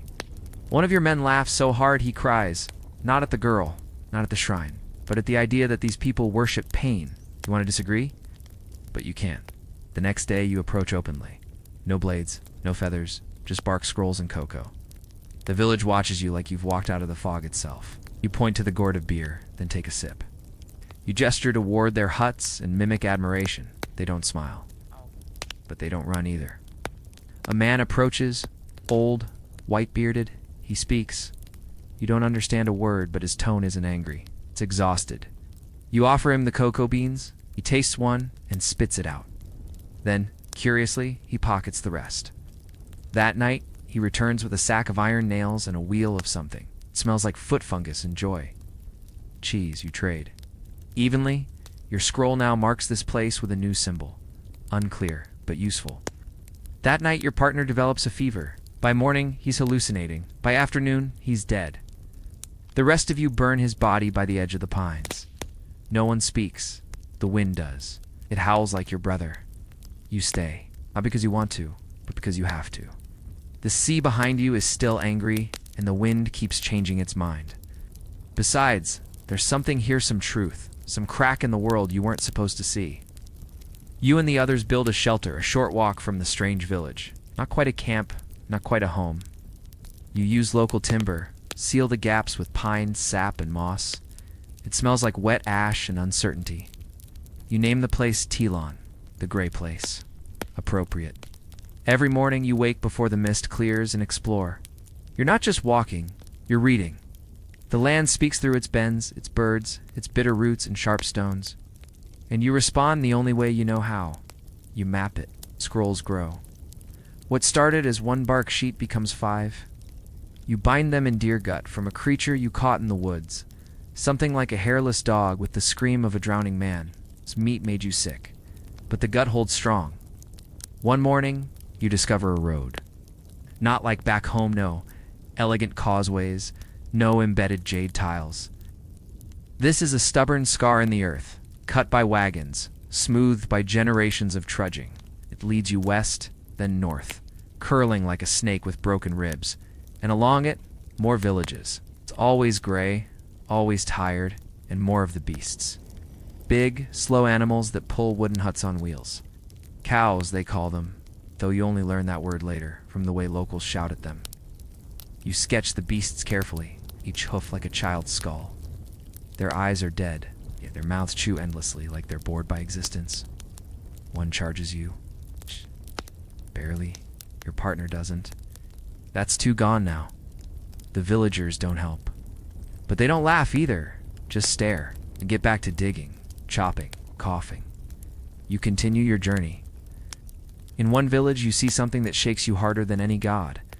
A woman, pale, hollow-eyed, sitting on a porch with a baby on her lap. The baby is blue, not with paint. With death, she rocks it anyway. Back and forth, back and forth. Your stomach turns. You almost speak.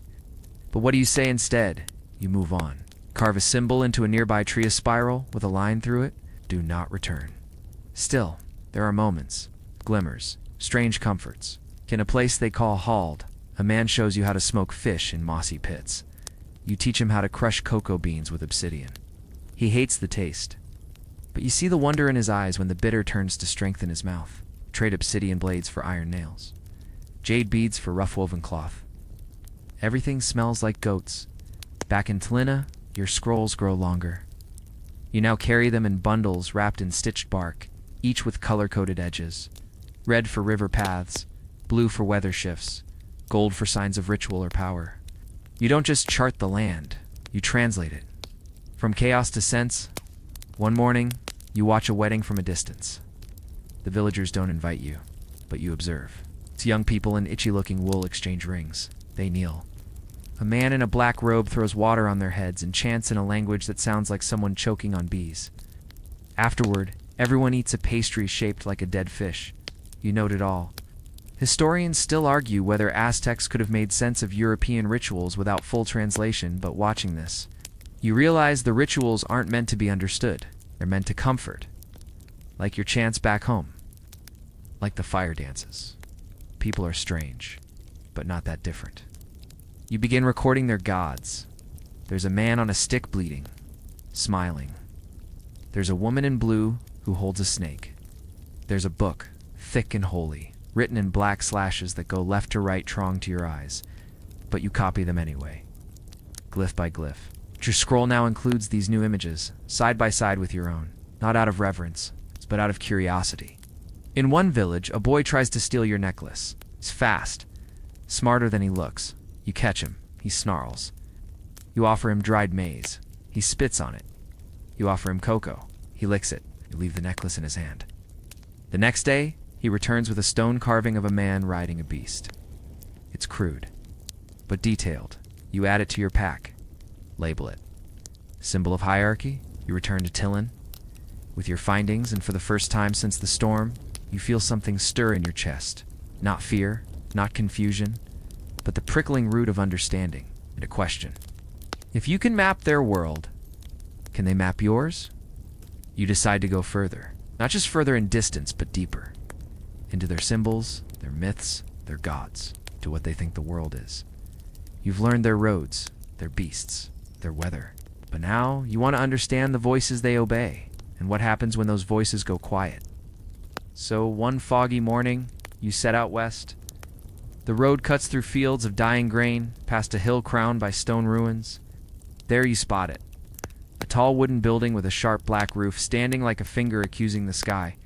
Bells hang from its neck like ornaments. It smells of ash, mold, and melted wax. This is their temple. You enter alone. Inside, darkness, coldness, and the faint sound of breathing. Benches line the hall like ribs. Candles flicker beside a raised platform where a wooden man hangs from two nails. He wears a crown of thorns. His face is carved in pain, his hands bleeding. You step closer, you stare, he stares back. You expect to feel power. Instead, you feel disappointment, not because he is weak, because he is familiar. A god who suffers. You've met those before. Tlaloc weeps, doesn't he? Huitzilopochtli demands pain. But this god, he just hangs, waiting. A man emerges from the shadows, black robes, a ring of keys at his waist. He doesn't look surprised to see you. Maybe he's seen worse. Speaks, you don't understand the words, but you understand the tone. It's welcome, cautious. Tired, you mimic reverence. Kneel. Offer cocoa. Takes it like it's poison, then nods. He shows you their sacred book. You trace the letters. They are rigid, repetitive, so neat. It makes you uneasy. No curves, no life, no animals hidden in the margins. Just rules. Rules on paper, you draw them anyway. Try to trade a scroll for the book. He refuses, you draw a new offer. 2 obsidian knives and a carved jaguar, still no. Then you realize, he doesn't own the book, it owns him. So you study instead. You sit there for hours, watching how people come in, kneel, whisper, leave. Some leave coins, some leave tears. One leaves a loaf of bread. Back home, gods feast on hearts. Here, they feast on silence. Your companions think you've gone strange. Too many white stones, one mutters. But you continue. You sketch their hymns-long wailing moans, sung by thin children in smoke-drenched clothes. You carve the melody into your scroll, not with notes, but with images. Open mouths, reaching hands, weeping skies. Back in Tillin, you build a model of their temple, out of pine and ash and bark. You place your gods beside theirs, just to see what happens. Nothing happens. But in your dreams, you see them talking, your gods and theirs. Trading sacrifices, comparing plagues. You wake up laughing, then crying. One night, the villagers invite you to a ritual. You're not sure why. Maybe out of pity. Maybe because they think you're one of them now. Dress in your finest feathered cloak, gold rings, the last of your jade beads. You want them to see you. The ceremony is a blur of chants, smoke, and bread. Then comes the oddest part. They eat their god. It's not a metaphor. They pass around a thin disk of bread and say it is the god. His body, you take one. It tastes like ash and guilt. You swallow it. And the room turns, not from magic, but from grief. Because in that moment, you understand them. These people suffer not because they are weak, but because they think suffering is holy. You walk out into the night feeling the cold in your bones. You kneel beside the river, wash your face. In the water, your reflection flickers, not just your face, but his. The man on the stick, watching, smiling. You return to Tillin with a new scroll. On it, the god on the stick flanked by a jaguar and a hummingbird. The caption, unknown ally, possible rival.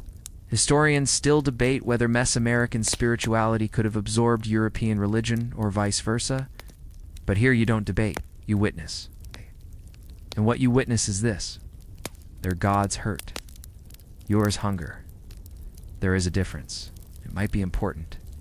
You are starting to feel the pull, not toward home, but toward meaning. Toward understanding this damp, ash-colored world where people eat their gods and whisper to the sky with guilt in their throats. You wake with more questions than answers, but also with a purpose that feels heavier than your pack. Today, you bring your finest trade, cacao beans wrapped in woven cloth, painted turtle shell, and 3 obsidian knives sharp enough to split sunlight. You walk into the village with your head held high. You're not here to beg. You're here to barter. You go straight to the blacksmith. His hut is always warm fire inside, soot outside, and the air smells like burnt earth and hot metal. He doesn't smile when he sees you. He never does. But he nods. You show him the obsidian. He taps it once, twice, grunts. Then he shows you his own blades-thick iron tools, duller but heavier. You can see the marks of his hammer, like thunder caught in metal. The iron smells different. It feels different. Less sacred, more permanent. You trade. 2 obsidian knives for 1 iron one. The others watch you, even the children, as if they've never seen someone willingly give up the old for the new. You taste the air. It's thick with judgment. Later, you return with your group. You hold up the iron blade, so you say, in your language can be sacred too. They don't respond, but one of them reaches out and touches it. That's enough. That night, a new sickness arrives. It begins with coughing, then fevers, then shaking. First you think it's a curse from the gods you insulted by eating their bread? Or perhaps a punishment for trading away obsidian, the blood of the earth? But by morning, it's clear. This is something else. Your strongest companion collapses. He sweats through 3 blankets. His breath wheezes like wind through a cracked flute. His eyes go glassy. You boil herbs, burn copel, whisper prayers, nothing helps. By sunset, he's gone. You burn him quietly, no ceremony. Just fire and silence. You record everything. This isn't like anything from home. Not the smallpox you've seen, not the coughing illness from the highlands. This is new. A sickness that spreads through breath and settles in the lungs like wet ash. You draw a symbol for its spirals inside a jaguar's mouth. You leave the village the next day, heading east along the road. hoping to outrun the sickness or at least understand its origin. You don't go far before you find it, a market town. Bigger than the others, busier and louder. Stalls line the square, selling round breads, dry fish, thick cloth, strange blue stones. You see silver coins exchanged. You see a man with a trained bear. You see a woman selling teeth. Yours are better. You step into the crowd like a shadow, unnoticed. You trade jade for cheese, cocoa for salt. But what you're really here for is observation. You listen, you follow, you eavesdrop, and what you learn shakes you. This sickness, it's everywhere, not just your camp, not just the village, but the whole region. The locals have names for it. Plague breath, old curse, God's cold. No one agrees on the cause. Some blame bad air. Some blame witches. One man says it's from kissing goats. You ask a monk? He shrugs, then offers you a jar of crushed mint and honey. To keep the humors balanced, he says. You don't know what that means, but you take it. It helps. A little. You return to Tallinn with your arms full of herbs, spices, and a new kind of leaf they call tobacco, a bitter thing they burn and breathe like it. It's a sacrament. You try it, it burns your throat, clears your head. You share it with the others. One throws up, and one asks for more. You name it. Calm smoke. Right? It's symbol a spiral, with 4 short lines, like breath. Historians still debate whether Mesoamerican explorers could have spread diseases to Europe, rather than the other way around. But here in your story, it's the other way around. They bring the sickness, you try to fix it. You become a healer by necessity. Boil bark, dry flowers, mash herbs. Nothing works as well as hope. But hope is a rare ingredient.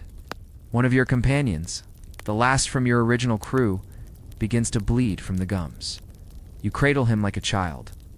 He grips your hand like he's trying to hold on to Earth itself. He dies before the moon rises. You are alone, but not quite. The villagers now nod when you pass. A child brings you an apple. A woman offers a scarf. They don't say thank you, but they see you. You leave your final offering at the river. 5 cocoa beans, a lock of your own hair, and the iron knife.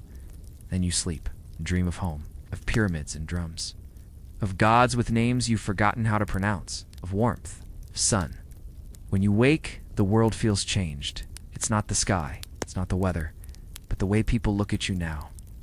Not with suspicion, not with fear, but with that slow, quiet calculation used for merchants, priests, and more dangerously diplomats. Your scrolls are heavier. Your satchel stinks of mint and old cheese. And you carry both an iron blade and a bark codex, inked with more foreign words than no-addle ones. You are no longer just an explorer. You are a bridge. Or maybe a weapon. So it makes sense, in a way, when the villagers invite you to a council. 7 people. All old. All wrinkled like dried maize. They sit in a stone room that echoes too much, wrapped in wool cloaks, whispering in a dialect you can barely follow. But their message becomes clear when they slide forward a bundle wrapped in goat hide. Inside, a golden cross, a silver bowl, and a red sash. You recognize none of it, but their eyes watch you like you should. You offer in return a jaguar carving, an obsidian mirror, and a pouch of chili powder. They flinch at the mirror. The bowl is passed, sniffed, tasted. One coughs. Then they nod. The oldest man speaks. He gestures at the map on the wall when you hadn't noticed at first. It's crude, but it shows rivers, hills, and dots labeled with spidery letters. Some dots are circled in red. He points at one, then at you. Then he draws a new red circle with a lump of charcoal, a place not on the map yet. You understand? They want you to go there, to trade, to talk, or to threaten, so you go. With gifts. You fill your pack with cocoa, tobacco, obsidian, chili, and 2 smoked frogs. You wear your finest tunicred threads, gold beads, the scent of copal burned into the fabric. And, tucked in your belt, a dart pipe, just in case. The village you find is colder, wetter, the people paler. They build with brick, not stone. Their eyes follow you, but their mouths stay shut until you open the cocoa pouch. Then the whispers begin. Children beg for it. Adults sniff it like it might bite. One old man licks it, then shouts something about food for kings. You laugh. You offer more. Then you pull out the obsidian. That's when it gets quiet again. A man steps forward, tall black coat, sharp eyes. Not a soldier, but worse, a tax collector. You can smell it on him. Ink, vinegar, entitlement. He gestures at your goods. Then at the building behind him, you walk in.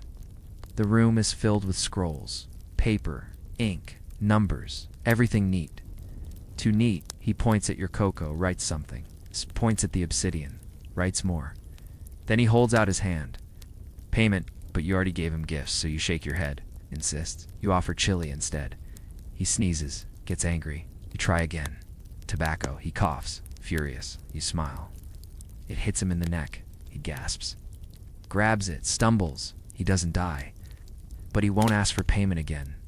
You walk out calmly. The villagers don't stop you. Some even bow. You return with the tax scroll. A trophy. The council back in the first village is thrilled. They burn the scroll and throw herbs into the fire. Someone sings. Someone finally dances. You realize something? Diplomacy here works like back home. Give a gift. A smile threatens softly. Be ready to kill, just in case. Historians still argue whether Mesoamerican diplomatic rituals could have translated in European courts. But here, in muddy huts, with wet cloaks and quiet fires, you find a system you recognize. Respect is built on fear, then sweetened with trade. You begin organizing official visits. One village receives tobacco, another chili. One gets an obsidian mirror, and 3 babies are named after you by the next week. You're called Teotihuacan Godlight, not because they believe it, but because it's easier than saying stranger with power. Back in Tlilin, you build a new hut, round, sunlit, decorated with the bones of your journey. Iron nails, dried frogs, a child's drawing of your face. Laugh more now. You eat strange cheeses and wash with lavender soap. And every week, new scrolls arrive made by their scribes, trying to mimic your glyphs. You correct them? Kindly. Mostly. One night the taxman returns. Next guard, eyes calm. He brings wine. You drink together. You exchange maps. He marks your homeland as here be beasts. You mark his as fog and fools. You both laugh. He doesn't know it, but he's your ally now. Or maybe your warning. You redraw your maps that night. But this time, you add symbols for people. Enemies, friends, ghosts, allies, and one new glyph. A man with a dart in his neck, smiling. Ow. You've never seen a place like this? The village they call Bruges sprawls across canals like a drunken spiderweb. The water cuts through streets, reflecting buildings that lean like they're telling secrets. Ducks rule the roads. Bells chime every hour. And everywhere stone, more stone, and that damp northern wind that always smells faintly of mildew and overcooked cabbage. But this is no backward outpost. There's no gray husk of survival like the earlier places you mapped. Bruges breathes. It bustles. It sells. Merchants yell in languages that fall like coins clattering, sharp, impossible to pocket. Boats drift past you with barrels stacked high. Some carry eels, some carry monks. One carries a woman singing to a cat. But above it all, rising like a stairway to the gods, is the belfry.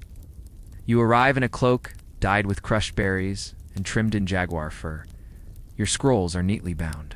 Your blade is hidden but sharp. You walk like a diplomat, like a priest, like a warning. People notice. They make space for you in the market. They whisper behind gloved hands. Children stop playing to stare. You are the event of the day. Inside the city's main hall, you're welcome not with ceremony, but with calculation. Men in tight coats, stained fingers, and wine-soaked breath speak to you through an interpreter who thinks you're deaf. You smile a lot. You show them cocoa, obsidian, tobacco. They offer silk, copper pans, and something they call gingerbread that tastes like spiced clay. Pretend to like it. They give you a room with a window that overlooks the square. At night, you sit on the sill, watching the fog roll in. You hear distant music flutes, drums, a woman laughing until she coughs. You begin to sketch again. Not just maps this time, but plans. You propose something radical. Grid paths, raised walkways, irrigation canals with function. Your companions look at you like you've lost your mind. Oh, you want to rebuild Bruges like Tenochtitlan, one asks. You nod. Exactly, so you begin. You meet with builders, you draw in dirt. You show them the elegance of a sun-aligned city, how every road could follow light, how temples could double as rain catchers, how canals could flow not just for trade, but for worship. They scoff at first, but then they try. You bring in stones from the countryside. You organize labor, the Aztec way, rotating work crews fed with cocoa and song. The locals are skeptical, then amused, then impressed. Within a moon cycle, a district has changed. Not much, but enough. Straight roads, colored walls, square where people now gather not to sell turnips, but to sing poems you taught them. You introduce maize beer. It's awful. No one drinks it twice. But they respect it. You establish a temple not to your gods, not yet, but to the sun itself. A flat-topped building, painted in golds and reds. Inside, no idols. Just a platform where people stand to feel the light hit their faces. You call it the House of Dawn. They call it weird. You don't mind? Historians still argue whether the Aztecs were architects of religion or of control. But as you stand atop your modest pyramid, watching the fog part for the first morning in weeks, you know the truth. You build to orient people, to remind them where light comes from, not from kings, not from gods, but from placement. You begin hosting gatherings, poetry contests, ritual dances, lectures on maize rotation. You laugh as a drunk priest tries to pronounce Huitzilopochtli. You cry when a child offers you a sunflower. You write home, or at least you try. Draw maps that stretch across parchment like dreams. You write glyphs. Add notes in what broken local script you've learned. You try to explain what Bruges is becoming. A sun trap. A strange mirror. A city that remembers you. The locals paint your face on walls, not accurately. One version makes you look like a monkey. Another makes you terrifying. Both are fair. You take on apprentices. Boys. Girls. A man with no teeth but a brilliant mind for canal curves. You teach them how to measure by shadow, how to chant maps, how to weave meaning into layout. They teach you how to bake bread that doesn't taste like mud. It's a good exchange. One day a merchant from a far-off place arrives. Venice, he says, or maybe Genoa. Hard to tell. Studies your city within a city. He smiles too much, touches too little.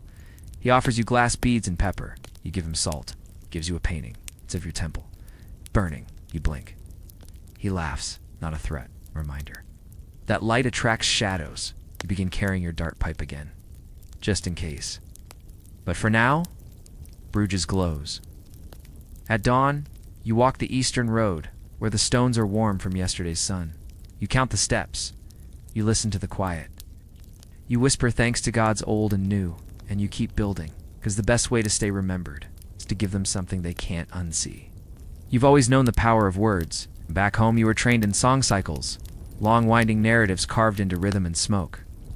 You learned to tell history through chant, to bury meaning beneath metaphors, to shape memory with melody. Here in the damp streets of Bruges, words are different, less sacred, less sung. They're barked in marketplaces, muttered in prayers, scrawled in crooked letters by men with ink-stained fingers. But you feel a shift coming. It starts with a child. He's small, loud, missing 3 front teeth and obsessed with frogs. He follows you through the square, mimicking your walk. At first you ignore him, then one day he sings, not well, not clearly, but the rhythm is unmistakable yours. The cadence of a Nahuatl war poem, transformed into a playground chant about eels and turnips. You laugh so hard you drop your scroll. From that moment it spreads. Children repeat your words. They chant them while jumping rope. They echo your phrases while playing stick games. Some add new verses, turning tales of the gods into songs about shoes and soup. You do not stop them. You write it down. Then you begin visiting schools, not that they call them, that just cold stone rooms where children scratch letters onto slates while being glared at by adults who haven't smiled since birth. You offer to teach something different. The masters are skeptical until you show them. Start with simple poems, odes to maize, to rivers, to birds who steal bread. You speak slowly. Let them feel the rhythm in their bones. They listen. Then they ask for more. You teach them call and response formats. You introduce pictograms, your own writing system, simplified for young minds. Circles for people, arrows for direction. A jaguar for bravery, a toad for chaos. Soon, the walls are covered. Children begin writing their own scrolls. Not with ink, but with charcoal and chalk, across the bricks of the city.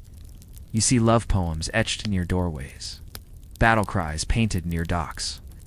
One particularly gifted child writes a 4-line verse about frogs so powerful it makes a merchant cry. You start hosting poetry nights. At first it's children, then teenagers, then adults. One night a priest arrives, silent, stern. Then he takes the stage and recites a chilling 4-verse piece about lost time and bad bread. The room erupts in applause. You give him a chili? You begin recording the best works in a growing codex you call Codex Tillin. It becomes sacred, not just to you, but to others. The pages are bound in cloth. The covers are pressed wood. People leave offerings beside it. Feathers, coins, little wooden frogs. One night a woman brings a poem written by her daughter. It's in perfect Nahuatl, but she doesn't speak a word of it. She learned it from a boy who learned it from a girl who heard it in a chant near the canal. Your culture is spreading, not by war, not by fear, but by rhythm. Historians still argue whether Mesoamerican oral tradition could have survived European standardization. But in your quiet, candlelit gatherings, it doesn't just survive, it thrives. Because people want meaning that rhymes. You begin collaborating. One young bard named Jut teaches you how to rhyme in her dialect. The result is awkward, hilarious, and occasionally beautiful. You record everything. You experiment with translation. What does heart sacrifice become in this tongue? Devotion. What does sunblood become? Morning prayer. You accept the distortions. They're part of the exchange. One day an elderly monk approaches you. He carries a battered book filled with Latin prayers. He points at a phrase, then at your codex. You nod. You try to translate it, you fail. But together, you write a new poem, half his language, half yours. It's about fireflies. It becomes the most requested recitation for weeks. You begin adding songs to ceremonies, weddings, funerals, new building openings, even canal cleanings. Your favorite is a drinking song about frogs that also functions as a prayer to Tlaloc, the rain god. People don't know it's religious, they just know it's catchy. And one morning, as the fog clears, you hear it being sung by a boatman. Alone. Flat voice. Off-key. But steady. You smile. Not because you're proud. But because this is what survival sounds like. Language rebuilt. Line by line. You start dreaming in half Nahuatl, half Burgundian. You no longer need an interpreter. You are the interpreter. The city's elite now request your presence not for war or trade, but for words. One duchess even commissions a custom poem for her cat's birthday. You overcharge her. She pays double. In your scrolls, you draw a new symbol. A hummingbird perched on a quill. It means song carrier. You place it next to your name. For the first time, you wonder, if I never go home, will they still remember me? Then you hear the children singing outside. You realize they already do. Rain again. It's always raining in Bruges like the sky can't quite finish crying. You sit beneath the stone archway outside your hut, legs crossed, watching water slide down the cobbled street like liquid regret. A cat stalks something invisible nearby. Probably another ghost. Your bones ache. Not from age, though you're no longer young, but from memory. The kind of memory that lives in the joints. Your hands smell of ink and ash and something sweet you can't place. That sweetness, it's toothpaste. Sort of let me explain. It started with a child complaining about tooth pain. She came to you because the local priest said it was punishment for sweets, and the barber offered to yank all her teeth out with pliers. You disagreed. Back home, there were plants for this. Mixes of crushed mint, ash, and ground bones. Nasty to taste, but effective. You remember your mother using a deer tail as a brush. You remember spitting blood and calling it sacred, so you recreate it. You boil mint, add ash, use fishbone powder instead of deer. Mix in some of the gingerbread clay you still don't trust. You make a paste. The girl tries it. She gags, then asks for more. Word spreads! Before long, people come to you not for poetry, but for teeth. You become the herbal mouth man. Children line up with twigs. Old men ask you to bless their gums. One woman asks if the paste will save her husband snoring. You tell her yes, it won't. But you like her optimism. You begin experimenting. Crushed charcoal, river salt, crushed sage. One concoction accidentally dyes a man's tongue blue for 3 days. He starts a trend. You note it all in your codex. You title the section, Useful Remedies and Useless Results. Alongside the toothpaste, you document local plagues, because they haven't stopped. The coughing sickness is still here. It's quieter now, but still hungry. You've burned too many bodies to forget its rhythm. Still, you try. You make incense bundles, mix herbs with cocoa and chili, convince the monks to burn them in the temples. The villagers call it sky cleaning. Some claim it works. Some just like the smell. One man insists it makes his goats calmer. You nod. He brings you cheese as thanks. You pretend to eat it. Meanwhile, the monks are growing bolder. They've started using your glyph sort. Their versions are clumsy, boxy, too symmetrical. You call it ugly beautiful. They call it divine script. One even carves a hummingbird glyph into the church door. You smile. Then warn him not to carve it upside down. That's the death version. He laughs, carves another one anyway. He gets sick a week later. You don't say I told you so. But you do light extra candles that night. Historians still argue whether European medicine would have embraced Mesoamerican remedies had they arrived earlier. I hear it's less a debate, more a desperate grab bag. 8. People will chew anything if they think it might help. You try a frog bile compress once. Never again, but it does stop the swelling. You write that down? Alongside the physical sickness, another kind grows. Dream sickness. People come to you whispering of strange visions, of feathered serpents, of drums in the fog. Oh gods, they've never learned but suddenly know. At first you think it's the incense. Then you realize it's the language. Your chants, your poems, your stories, they've burrowed deep. One child tells you he saw Talak in a puddle. Another says he spoke with a jaguar who asked for sugar. You don't correct them. Instead, you organize a ceremony. Not like home knot, blood and fire and screaming sky, but something softer. You gather herbs, weave crowns of willow, paint faces in bright patterns. You chant. Slowly, steadily. The people sway. Even the monks attend. One cries. Later he tells you he felt the sun inside his teeth. You tell him that's normal. He gives you wine. You mix it with cacao and chili. Tastes like memory and war. You name it. Priests regret.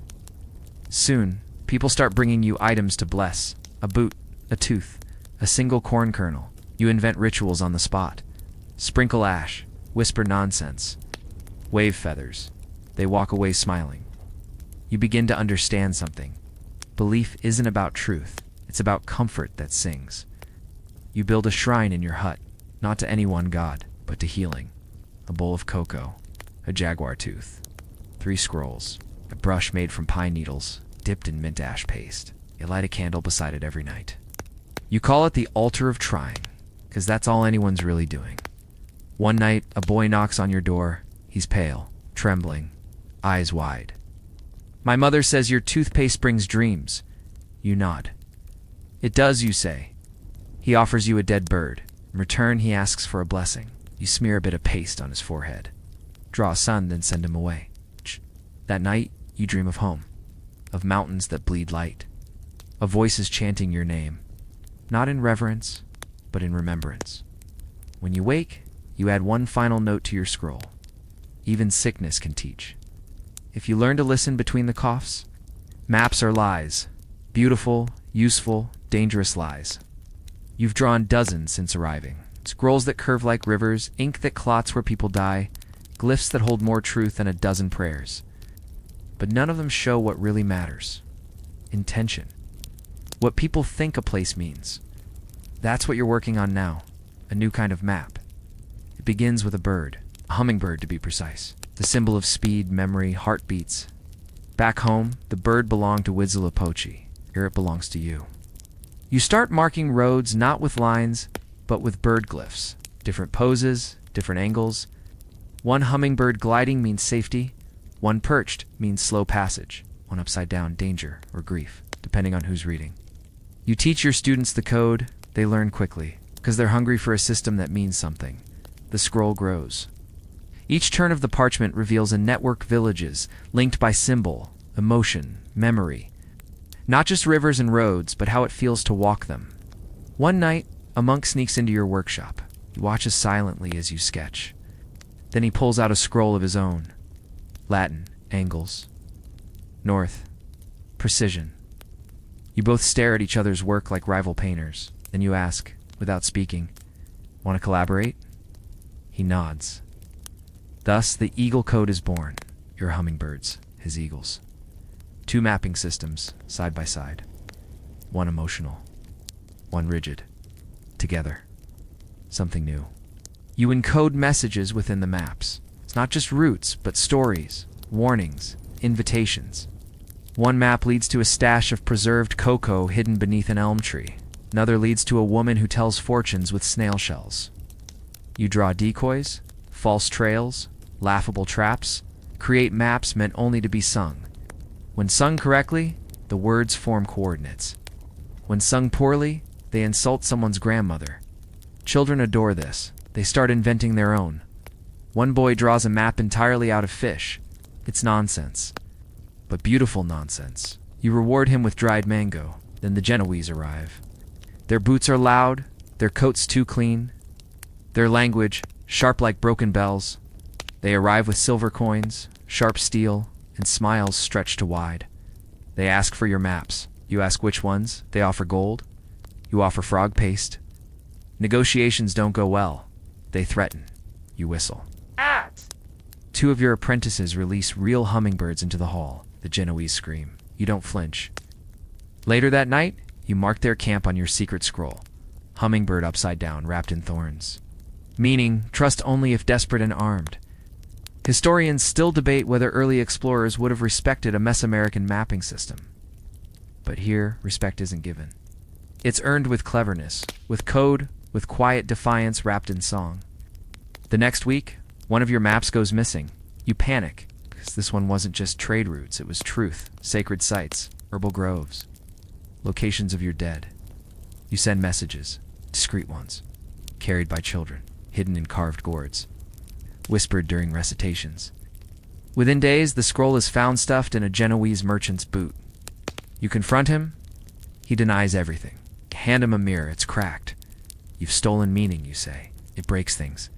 He blinks. You blow a dart. It lands beside his foot. The message is clear. He leaves Bruges the next day. You hold the recovered map like a wounded animal. You clean it. Add extra ink. Damn. Then hide it deep within your codex, between two seemingly boring pages. One about bread, one about geese. No one will find it again. Not unless they know. And that's the real power of the Eagle Code. It doesn't just show the world, it decides who gets to see what. You begin training more students. Not just locals now, but traders, monks, even one hesitant butcher with surprisingly neat handwriting.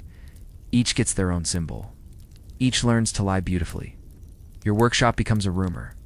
Some call it a spy nest, others a school. One drunken poet calls it a cathedral made of ink. You like that one? You start carving maps into wood, stone, even fabric. One night, during a storm, someone leaves a gift outside your door. A silver ring shaped like a hummingbird. Inside the band, a single glyph. Return soon. You don't know who left it, but you sleep well that night because someone understands. Stonehenge wasn't what you expected. You thought it would be taller, cleaner, less sad. Instead, you find a cluster of moss-covered rocks leaning on each other like old men who stop pretending to stand straight. The ground is soft, muddy. The sky above refuses to pick a color, and the wind. It whispers in a tongue you don't know but somehow understand. You arrived at the invitation of a priest with a limp in one eye. He came to Bruges weeks ago, speaking of old magic and foreign stones that remember. You didn't trust him. Gotcha. But you trusted the feeling he brought, like a cracked drum still echoing something ancient. So you came. Travel south, past villages built from wet timber and anxiety, past hills that roll like sleeping animals. You follow a road that forgets it's a road. And then, suddenly, there it is, a circle of giants in the grass. And at the center, platform, new, carved from black basalt. Your basalt, the same kind quarried by your builders in Bruges, floated down river on rafts you designed, dragged across villages by teams of sweating. Confused locals who still think you're a witch, you walk toward it slowly. Every step feels like stepping backward in time. Around you, people gather, not villagers. Merchants, warriors, painted faces, bare chests. Some carry swords, others clubs. All silent. They're not here for worship. They're here for spectacle. The priest with the limp nods toward the platform. You climb it. He does too. You meet in the middle, surrounded by monoliths older than lies, and you understand. This isn't a sacrifice. It's a duel. Sacred, ritualized, remembered. You smile. You remove your cloak. Beneath your old tunic, jaguar pelt, obsidian edge. You've kept it sharp. He lifts his staff. Iron and oak. Heavy. Holy. Someone strikes a drum dull. Wet. It sounds like a heartbeat made of stone. The duel begins. It's not fast. This isn't for victory. It's for meaning. Each blow you dodge, you interpret. Each strike you land, you translate. Our movements aren't just survival. Their language is sentence, a warning, a poem of motion. He grazes your shoulder. You nick his cheek. Blood joins rain. Mud becomes sacred. Crowd watches without sound, not even a gasp. You see a child on someone's shoulders, eyes wide. She's learning a new kind of history. When the final blow comes, it's mutual. Your obsidian breaks his staff. His elbow breaks your nose. You fall together. You both laugh. You sit in the mud, bleeding, grinning. The priest leans over, whispers, "They remember better when it hurts." You nod, because it's true. Historians still argue whether the Aztecs performed ritual combat outside of warfare. But here under foreign skies and stranger stones, it doesn't matter. It works. Later, the crowd disperses. Offerings are left, feathers, teeth, coins, a wedge of cheese. You sit beneath one of the great stones, breathing slowly. The pain sharpens you. You begin to sketch. Stonehenge redrawn, not as ruin, but as temple, sun-aligned, glyph-marked, alive. You imagine future rituals, hear drums, smoke, feathers, circling monoliths like vultures. You write a poem in blood and ink, stone teeth, sky mouth. We speak in bruises and remember in bone. You leave it hidden beneath the altar stone. One day, someone will find it. Or not. Either way, the earth now holds your handwriting. You return to Bruges days later, face swollen, spirit clear. Your apprentices gasp. One starts crying. You laugh. Out then. You teach them how to fall without breaking everything. You update the Eagle Code. Stonehenge gets a new symbol. A circle of hummingbirds with cracked wings, meaning sacred ground. Enter ready. You hang your broken obsidian blade above your door, next to the priest's staff also broken. You name the wall memory. Each time you pass, you bow slightly, because that place changed you, and you changed it. The first time you see her, she's descending a marble staircase like she owns the clouds. Emerald dress, long sleeves, tight bodice, hair twisted into coils like golden snakes, with small bells woven in that chime softly as she moves. Everyone watches her, not like a duchess, more like a thunderstorm in silk. She walks straight to you. No one told me the Aztecs had such posture, she says in nearly perfect no-waddle. You raise an eyebrow. No one told me European duchesses spoke with the tongue of volcanoes. She laughs. Loud. From the stomach. Not the mouth. You like her immediately. Her name is Lady Beatrix of Artois, and she does not ask for permission. She demands poetry. She's the niece of some nobleman with influence, though everyone pretends she's more accessory than power. They're wrong. She's lightning wrapped in lace. She visits your school in Bruges unannounced, watches your students recite frog chants, samples cocoa and declares it better than prayer, then asks you to design her a new identity. You've rebuilt their cities, she says, gesturing at your maps. Now rebuild me. You think she's joking. She's not. So you begin. You start with feathers. Not just any feathers. Quetzal feathers. Green like jealousy. Long like promises. You weave them into her hair, around her sleeves, trailing from her waist like whispers of wind. Next, jewelry. Not gold. Obsidian. Polished discs. Razor-edged earrings. A necklace shaped like a sun devouring itself. You explain their meanings? She listens with closed eyes. Then the dress. You help redesign it yourself. Wide belt, layered skirt, intricate geometric patterns dyed in cochineal red and cactus green. She appears at court dressed like the sunrise after a war. The room gasps. Someone faints. The archbishop asks if she's been cursed. She replies, "I've been informed." From that day on, everything shifts. Noble women start braiding their hair in spirals. Servants begin wearing glyphs embroidered into their aprons. At least one nobleman tries to pierce his nose. Fails. You watch it all with cautious amusement. You're no stranger to fashion as power. In your homeland, capes told entire stories. Ears meant loyalty. Sandals meant privilege. Everything on your body was a declaration. Now, Europe is catching on. But there's a problem. Spain whispers begin. Accusations? She worships frogs. She wears murder stones. She's possessed by jungle ghosts. One pamphlet even calls her the feathered temptress. You keep a copy. It's hilarious, but dangerous. So Lady Beatrix doubles down. She commissions a sun temple, small, subtle, disguised as a summer house, but perfectly aligned with the solstice. She invites poets, healers, cartographers, and you. She names it Casa del Huitzilopochtli. Everyone else calls it that heretic's nest. You visit weekly. There you teach elite children how to chant before dawn, how to grind maize with reverence, how to paint their dreams onto stone. One boy paints a dragon with hummingbird wings. You tell him he's already ahead of the historians. Then, something odd happens. A letter arrives. From France. A duchess asks if UL send designs for her spring wardrobe. She wants something like the woman with the storm dress. Then another arrives. Then 5. Soon you're sketching feather patterns at night and dreaming in velvet and bone. You start a small workshop. Not for war, for glamour.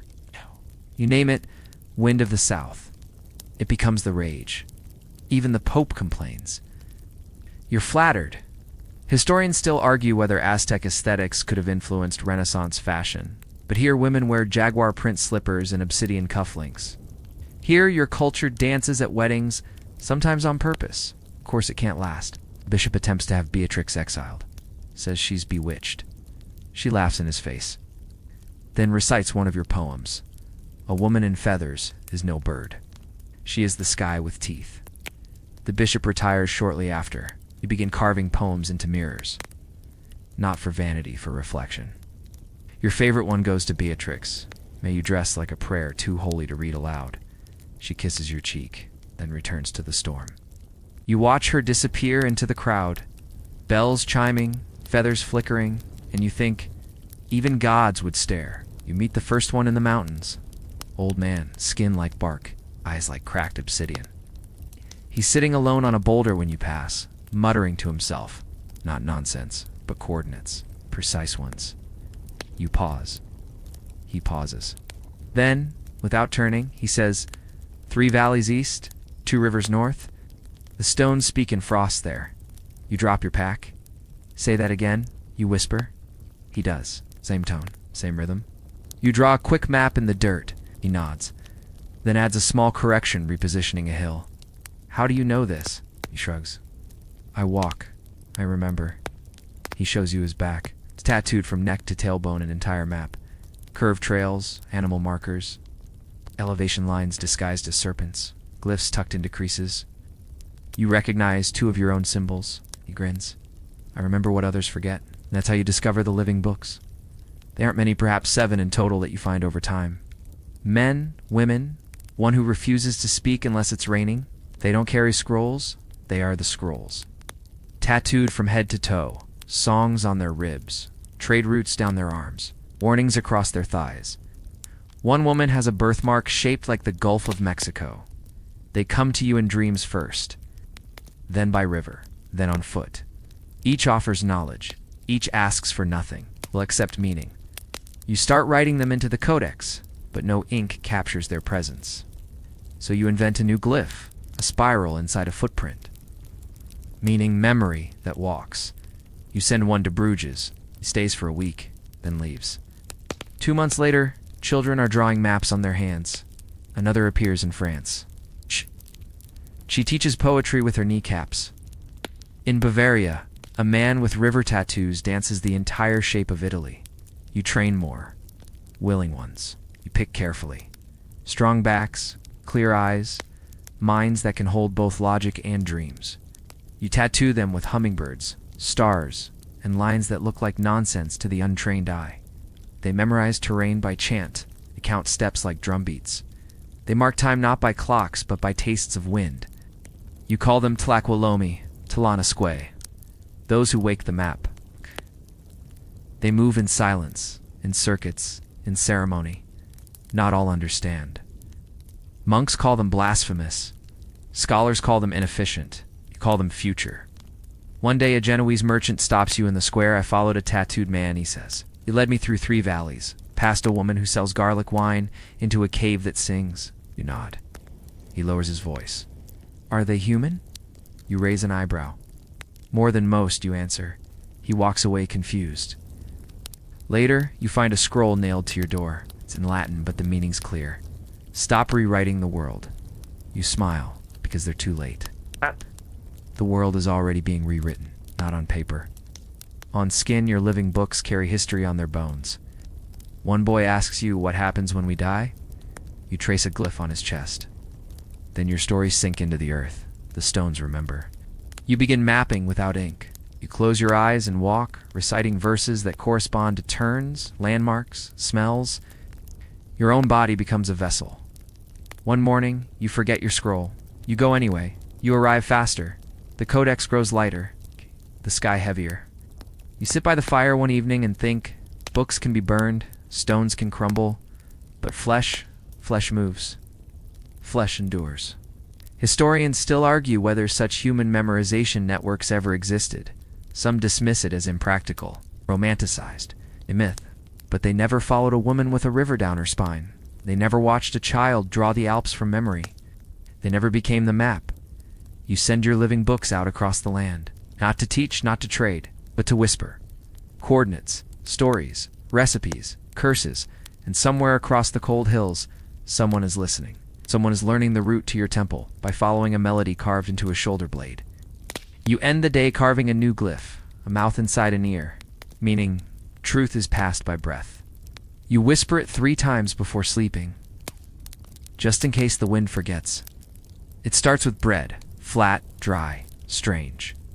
You're at a banquet, hosted by a cardinal who smells like old candle wax and entitlement. He's showing off a new import, something round, pale and nearly flavorless.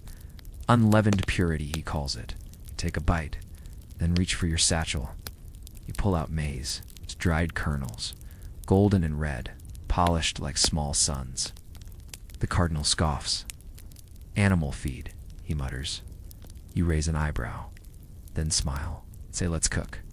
The first tortilla in Bruges is born in a smoky corner kitchen using borrowed pans and 3 confused servants. It's lumpy, too thick. But the moment someone tastes it, with a smear of chili paste, their eyes widen like church bells. Word spreads fast. You begin teaching how to grind maize with stone rollers, how to knead with heat, how to press with purpose. Soon, the scent of tortillas snakes through alleyways, markets, even the priesthood. One noblewoman asks if she can serve them with wine. You nod. Then add cocoa.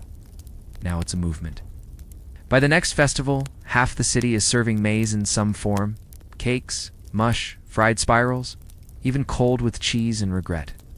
But not everyone is pleased. In Rome, the Holy See issues a declaration.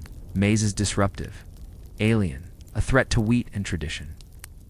You've been insulted before, but never officially. It gets worse. A monk in France writes a treatise titled Against the Corn. It claims tortillas make people lustful, lazy, and likely to sing about frogs. You're oddly proud.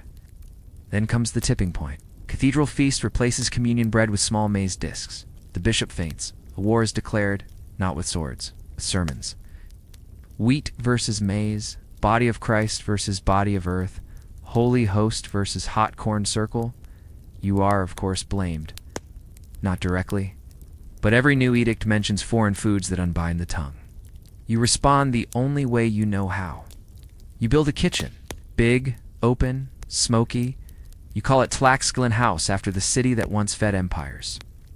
Inside, you train cooks, dozens, young, old, one-legged, one who only speaks in rhyme. They learn the rhythm of grinding, the poetry of toasting, the science of spice. You invent new fillings: goat cheese and pepper, cabbage and dried cherry, mashed eel and mint. Soon, your tortillas appear across markets like coins. You print glyphs into them, not for branding, for blessing. One glyph wards off bad dreams. Another honors ancestors. Child eats one and declares he now dreams of flying frogs. Perfect. Historians still debate whether a corn war ever happened, whether the Vatican truly threatened tortilla makers with excommunication. But your scrolls pressed with chili oil tell another story. In one village, a baker weeps as he throws out his wheat. In another, a child refuses soup unless it's served in a tortilla. And in Bruges, tortilla festivals. Weekly, you ride through the streets on a donkey painted yellow, flinging corn cakes at cheering crowds. The Genoese try to replicate it. They fail. Your tortillas crack. You laugh. The Pope issues a final edict. Let no man replace the host with toasted flatness. You issue your own. Let no god fear a warm hand full of maize. You carve it into a wall, paint it gold. By now, the war has become farce. Even bishops request chili sauce in secret. You don't hide anymore. You build a Tlaloc temple cantina beside the old cathedral. Rain god murals, feathered waiters. One monk says eating there made him believe again. You wink, then serve him another tortilla, this one shaped like a sun, filled with steam and memory. You wake before dawn. Sky is still holding its breath. Mist slides between rooftops, like forgotten promises. Bruges is quiet, but not asleep. Somewhere, someone is baking. Somewhere, someone is whispering a poem in a half-remembered tongue, and you rise slowly. Today feels different. You don't rush. You bathe with cold water, like the rivers of home. And you dress in a cloak that smells of smoke and stone. You pin a hummingbird brooch to your chest, your own symbol now used by others. You step outside and look up. The stars are fading. The center is clear. Tenochtitlan, not the real one. Not the city of lakes and pyramids, but the one on the parchment, map spreading across this land. The one printed now in European libraries, taught in converted seminaries, chanted in songs sung by children who have never seen a cactus, because now you are the center. The world map is changed. You've seen the scrolls. They arrive weekly now. Ships bring books from Spain and France. And you flip to the center and smile Tenochtitlan. It's bold and sun-shaped, ringed by water, with little glyphs noting trade capital. Seat of the sun, hear the Frog King sang. It's absurd. It's beautiful. It's working. One morning, a child from Brittany asks if rain still falls upwards in your homeland. You tell him yes. Sometimes, when the moon laughs hard enough, he believes you. Then writes a poem about it. Another monk asks if your gods still eat hearts. You answer, only the hearts that forget to feel. Duchess Solder. Now, still radiant commissions a full wall tapestry of your journey. Depicts you standing at the center of a golden compass, roads spiraling out like sunbeams. The Vatican sends another warning. You frame it. By now, the Eagle Code is used across 5 kingdoms. Traders memorize it. Healers whisper it. Warriors ink it beneath their armor. One prince learns to sing maps from a living book you trained. When he ascends to power, his coronation speech begins with a Nahuatl verse. They send you a recording. Because what started as survival has become symmetry. Your scrolls, once hidden in bark and ash, are now illuminated manuscripts. Gold-leafed, revered, misquoted, but still yours. Your face carved into coin. Your feathered cloak painted in stained glass. Your cacao recipe, renamed Divine Milk. You no longer walk unnoticed. But you still walk. Through forests that whisper your name. Through markets where children trade glyphs. Through temples rebuilt in your geometry. Through Europe, no longer centered on itself. Historians still argue whether you conquered or blended, or whether your influence was expansion, infection, or enlightenment. But they missed the point entirely. You didn't rewrite the world, you reminded it. That it could be more, that it always could have been. You gather your students one final time beneath the House of Dawn. You hand each of them a scroll, a poem, a direction, a silence. And then you speak the last glyph. A circle within a circle. A path that returns to itself. It means, go home. Even if home isn't where you started. They leave one by one. You remain. You sit at the threshold of your house, watching the world breathe differently because you touched it. You light a candle, not for gods, not for memory, just for you. And now, the wind down begins. The rain is soft now. No? The kind that makes you pull a blanket over your shoulder and forget which decade it is. The fire crackles. The parchment rustles. Your bones settle. Outside, the city exhales. People dream. Some of them dream of hummingbirds, others of corn, some of both. The maps keep spinning. The stars blink slower. Duh. And somewhere, in a quiet stone house at the edge of a rewritten world, you drift to sleep, warm, remembered, and centered.